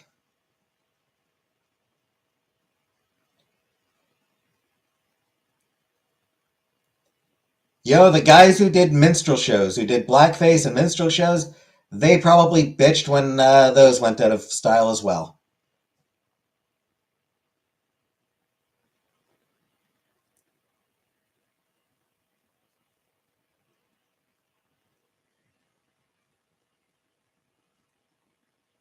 Vaudeville?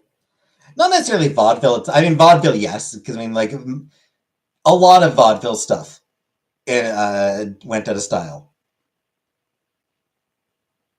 But specifically minstrel shows. Because those were really goddamn offensive. Those were exceptionally offensive.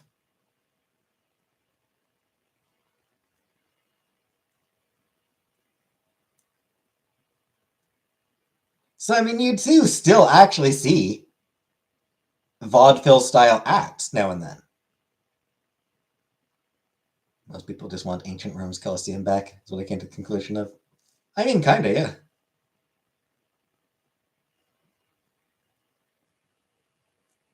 This is where my expertise comes into play. We don't have time to start that up if you have 24 hours. You're an expert on vaudeville, Rebecca. But I mean, you still see, ventriloquist acts now and then.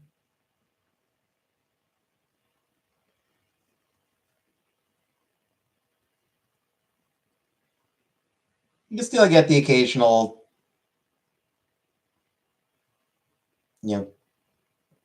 personally, I'm against showing menstruals. I thought my joke. Tell better jokes. Boom! But I'm sorry, Buttercup. That was mean.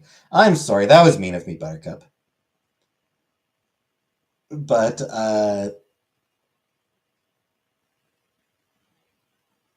minstrel shows to Australian ballet to everything. That one guy that did Are You Smarter Than a Fifth Grader is off the circuit for comedy. That guy's never funny. I mean, he was.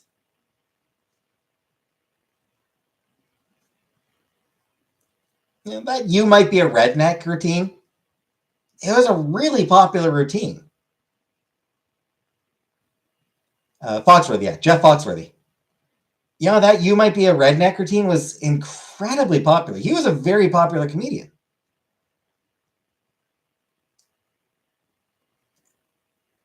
And he was appealing to a specific group of people. And I don't think Jeff Foxworthy, I don't think Jeff Foxworthy was known for being particularly offensive.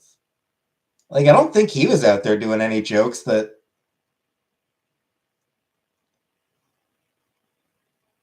were putting down any group that he was not a part of. I was really bored with him and Larry the Cable Guy. Jeff Foxworthy, he was making redneck jokes, but I mean, he sort of hey, cat. Don't think he was actually, but he very much related to rednecks. He very much identified with that group of people. I had a book of You Might Be a Redneck jokes. Yeah, they were really popular. Probably because I'm in the South. But I mean, those were the people who loved the jokes the most. Were the people in the South. Rednecks. They loved those jokes. And like I said, Foxworthy himself may not have been a redneck, but he identified with rednecks. He related to them. He connected with them.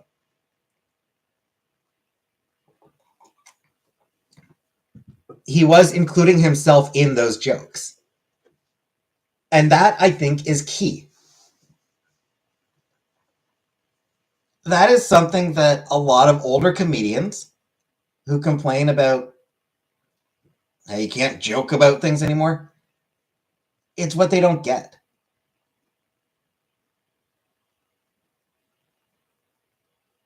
Punching down is shitty. That is what is not really that's what people have an issue with, is punching down.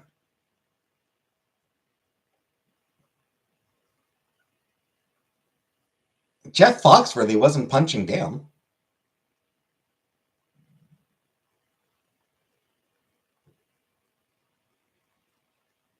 Cultural appropriation happens on white people also. It does, but it's not as big a deal because white people already have such cultural cultural dominance.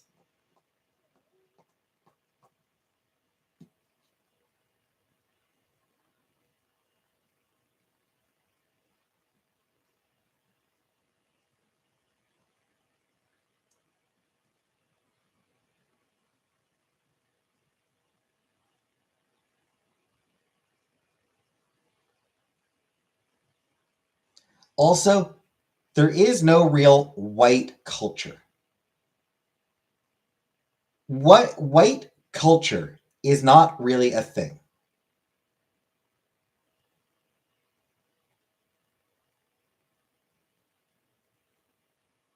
There are dozens of white cultures. There's Scottish culture, there's English culture, there's Irish culture, French, German, Swedish, Italian, Finnish.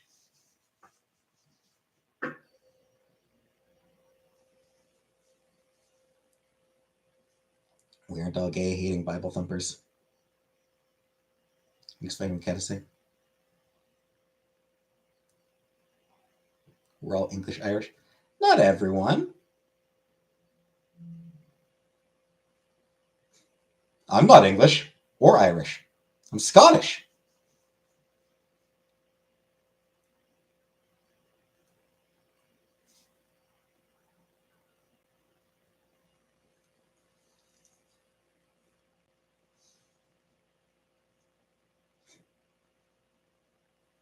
Oh, Australians are. Australians are all English and Irish.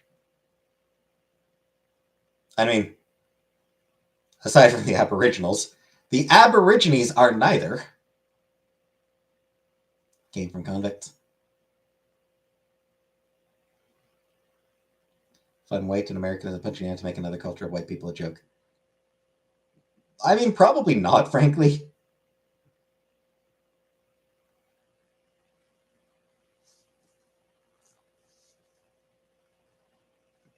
Foxworthy was style of minstrel comedy for a certain kind of white people.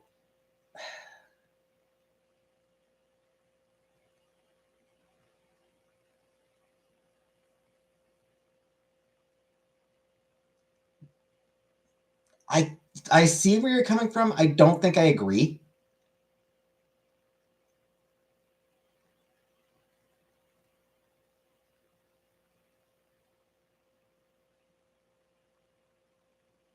Aborigines are the oldest people on Earth. We identify them constantly here.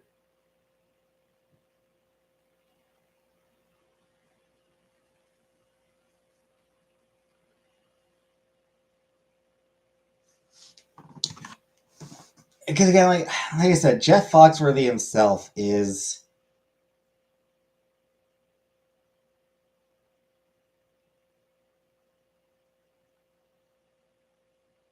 where did he grow up? Yeah, I mean he's from Georgia.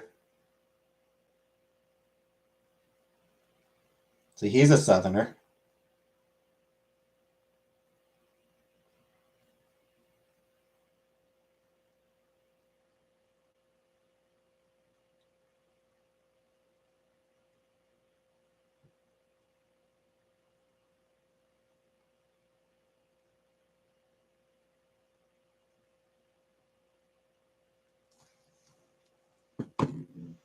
So yeah, I mean he did I'm in Atlanta. So I mean, not exactly the boondocks, but Eastern Georgia. Yeah. Atlanta specifically. The cable guy was a fake hillbilly. He's from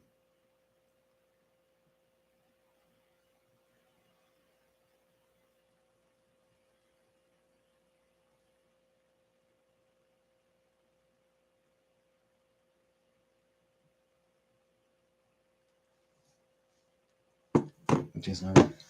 And like I said, Atlanta is not the boonies. You're friends with Bob and Doug McKenzie? I wish.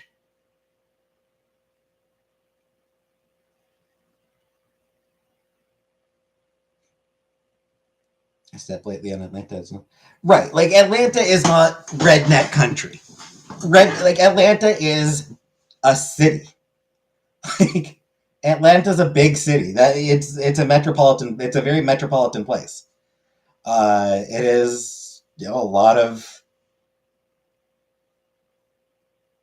like most major cities.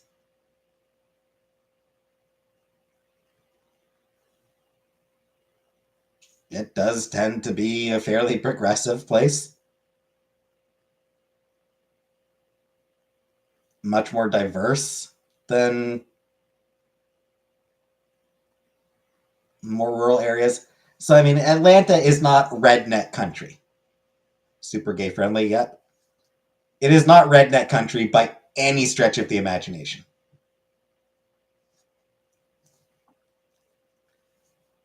But they are surrounded by rednecks. So they do, like, Atlanta does know a lot about rednecks.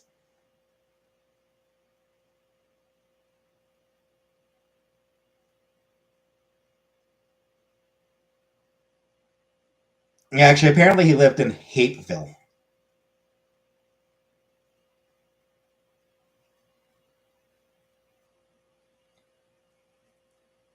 Actually, okay, so he was born in Atlanta, but it looks like he did live in Hapeville, which is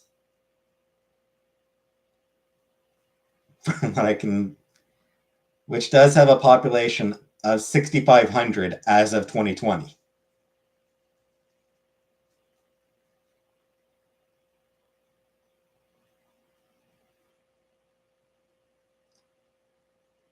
So that one might actually count as redneck country.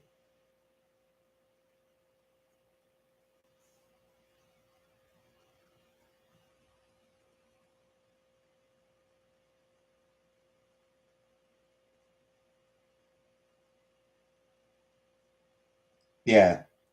So actually, yes. So Jeff Foxworthy does come from a redneck country. You know, Hapeville is a small town. It's a small southern town. That's it's redneck. It's redneck territory. So Jeff Foxworthy did grow up around those people. He may not really have been one himself. He did work at IBM, so clearly he was an intelligent person. Um,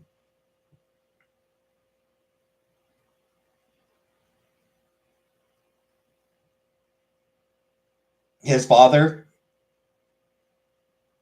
his father was an IBM executive, still in Fulton County. Atlanta is also another county. So yeah, I mean, his father was an IBM executive. So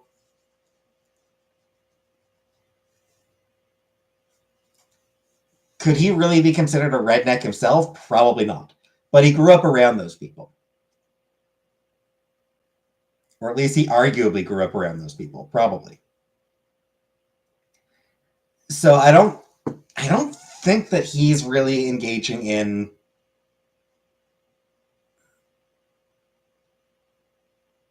any sort of punching down. I think for him it was like I do think that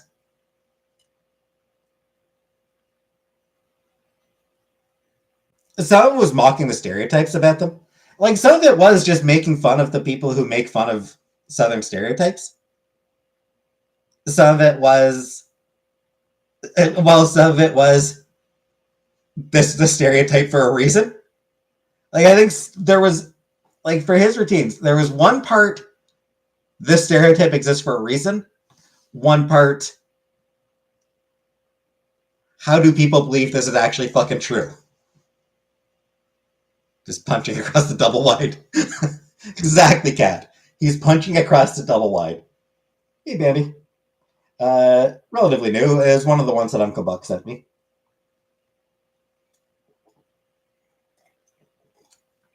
I get tired of the assumptions of the South often. Yeah, a lot of pushback against racism, homophobia where I am. Yeah, yeah. I mean, it's complicated. The South is very much a complicated place. It's IBM.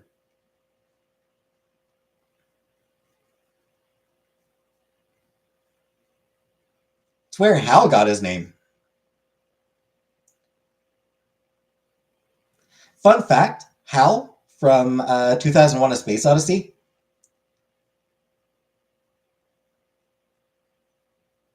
His name was derived from IBM.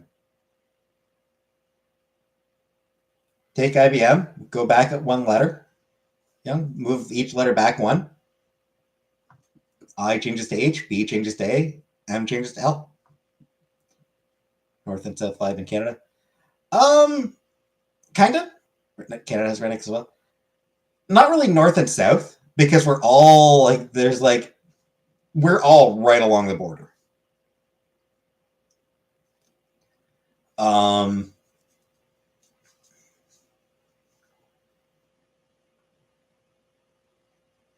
Newfoundland is our version. I suppose the Atlantic provinces in general. The Atlantic provinces in general are kind of seen as like sort of our version of Hicks. Newfoundland in particular.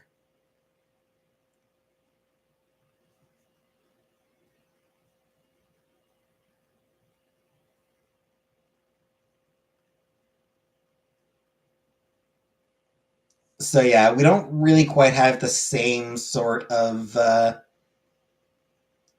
thing. I mean, Canada does have rednecks. Canada absolutely has rednecks. I live in a town that is redneck. I live in a redneck town. Cornwall is actually a pretty redneck city.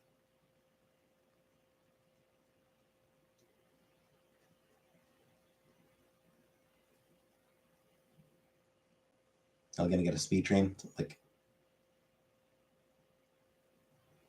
3-hour trip from Montreal to Toronto. Yeah, that's not too bad. Never watched Red Letterkenny.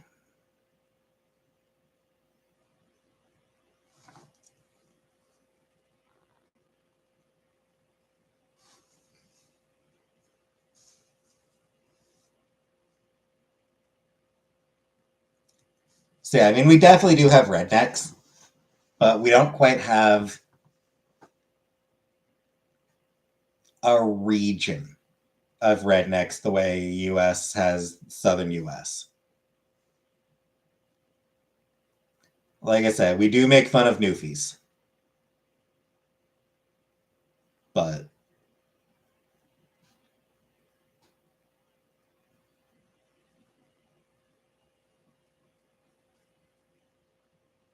even the prairie provinces aren't really seen as particularly redneck provinces. I mean, they're seen as boring, they're seen as empty, but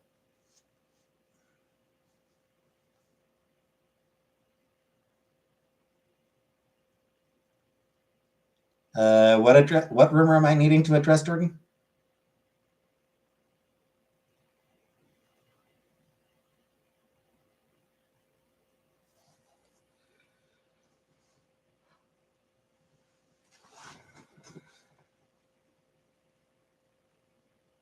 That all of the South is redneck? No, of course it's not. Prairies, big bits of grass. I mean, basically, yeah.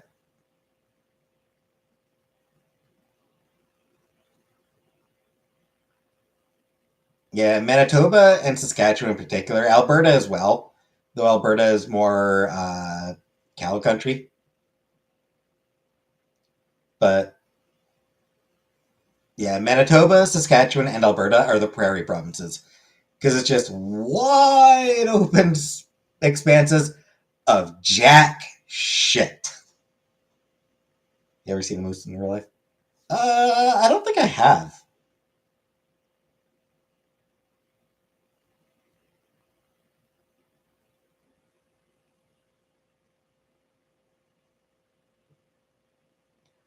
Like, I mean, it's like the Midwest. It's like the U.S. Midwest.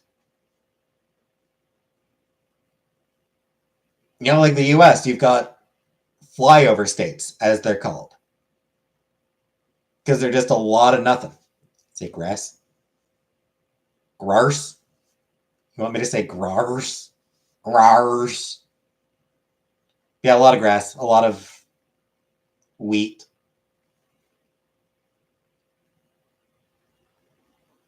For Alberta, there's a lot of cattle.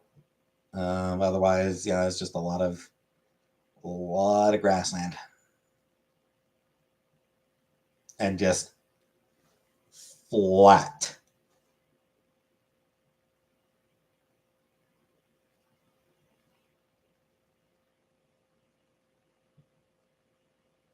corn country. Yep. Yeah. The prairies are flat.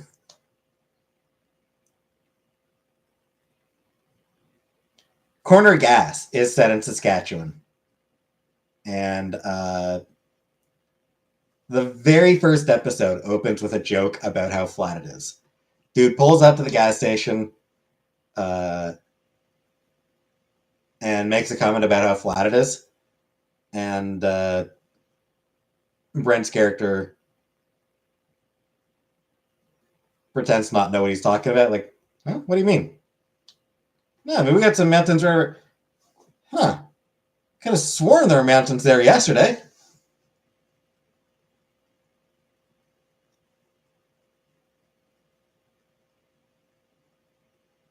So, yeah, I mean, like, it's flat. It's nothing.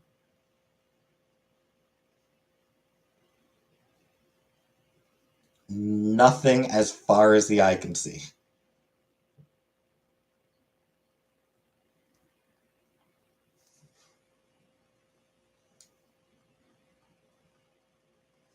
But even that, we don't really see it as redneck country. Easy to get rid of a corpse.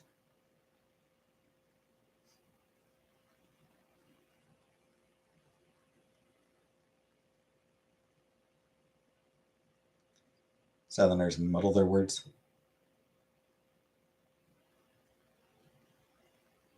Some do.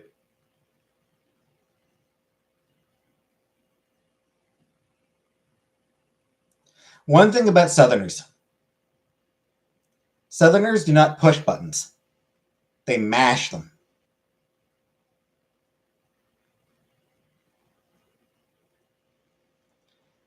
Working for, doing customer service for AT&T. That is the big thing that I found about Southerners. You know, you ask them to push the power button. You mean mash it? You want me to mash it? Yes, please. Whatever.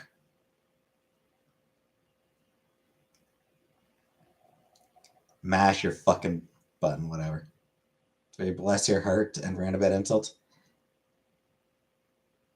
Yeah. Bless your heart is like the most insulting thing that a Southerner can say. I have no idea what my father was came from, Bambi. Like I don't know what his ancestry was. Mashing buttons is so real though. We cut out the light. Yeah, I am aware that bless your heart is the most insulting thing that a Southerner can say. If they say that, then they're calling you the dumbest son of a bitch they've ever met.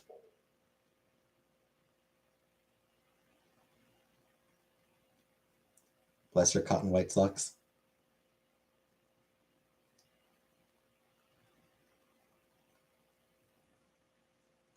I have no idea if that's good or bad, Rebecca.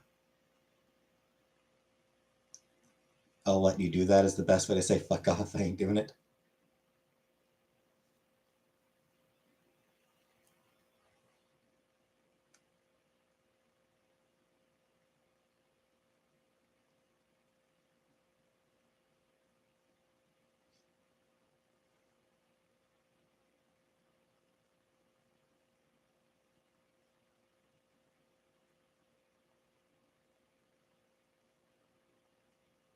In North, we say it's straightforward. Yeah, and you know what it is? Because in the North, there's more people up there. You know, bigger cities and like you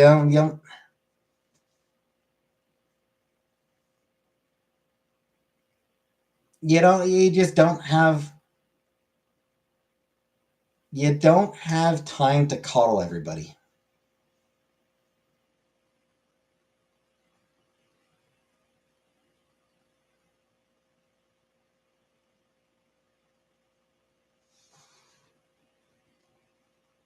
Anyway, I'm gonna go tonight. I'm gonna end the stream here tonight.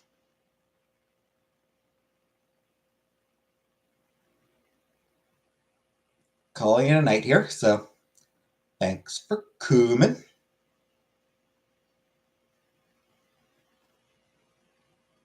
And good night, everybody.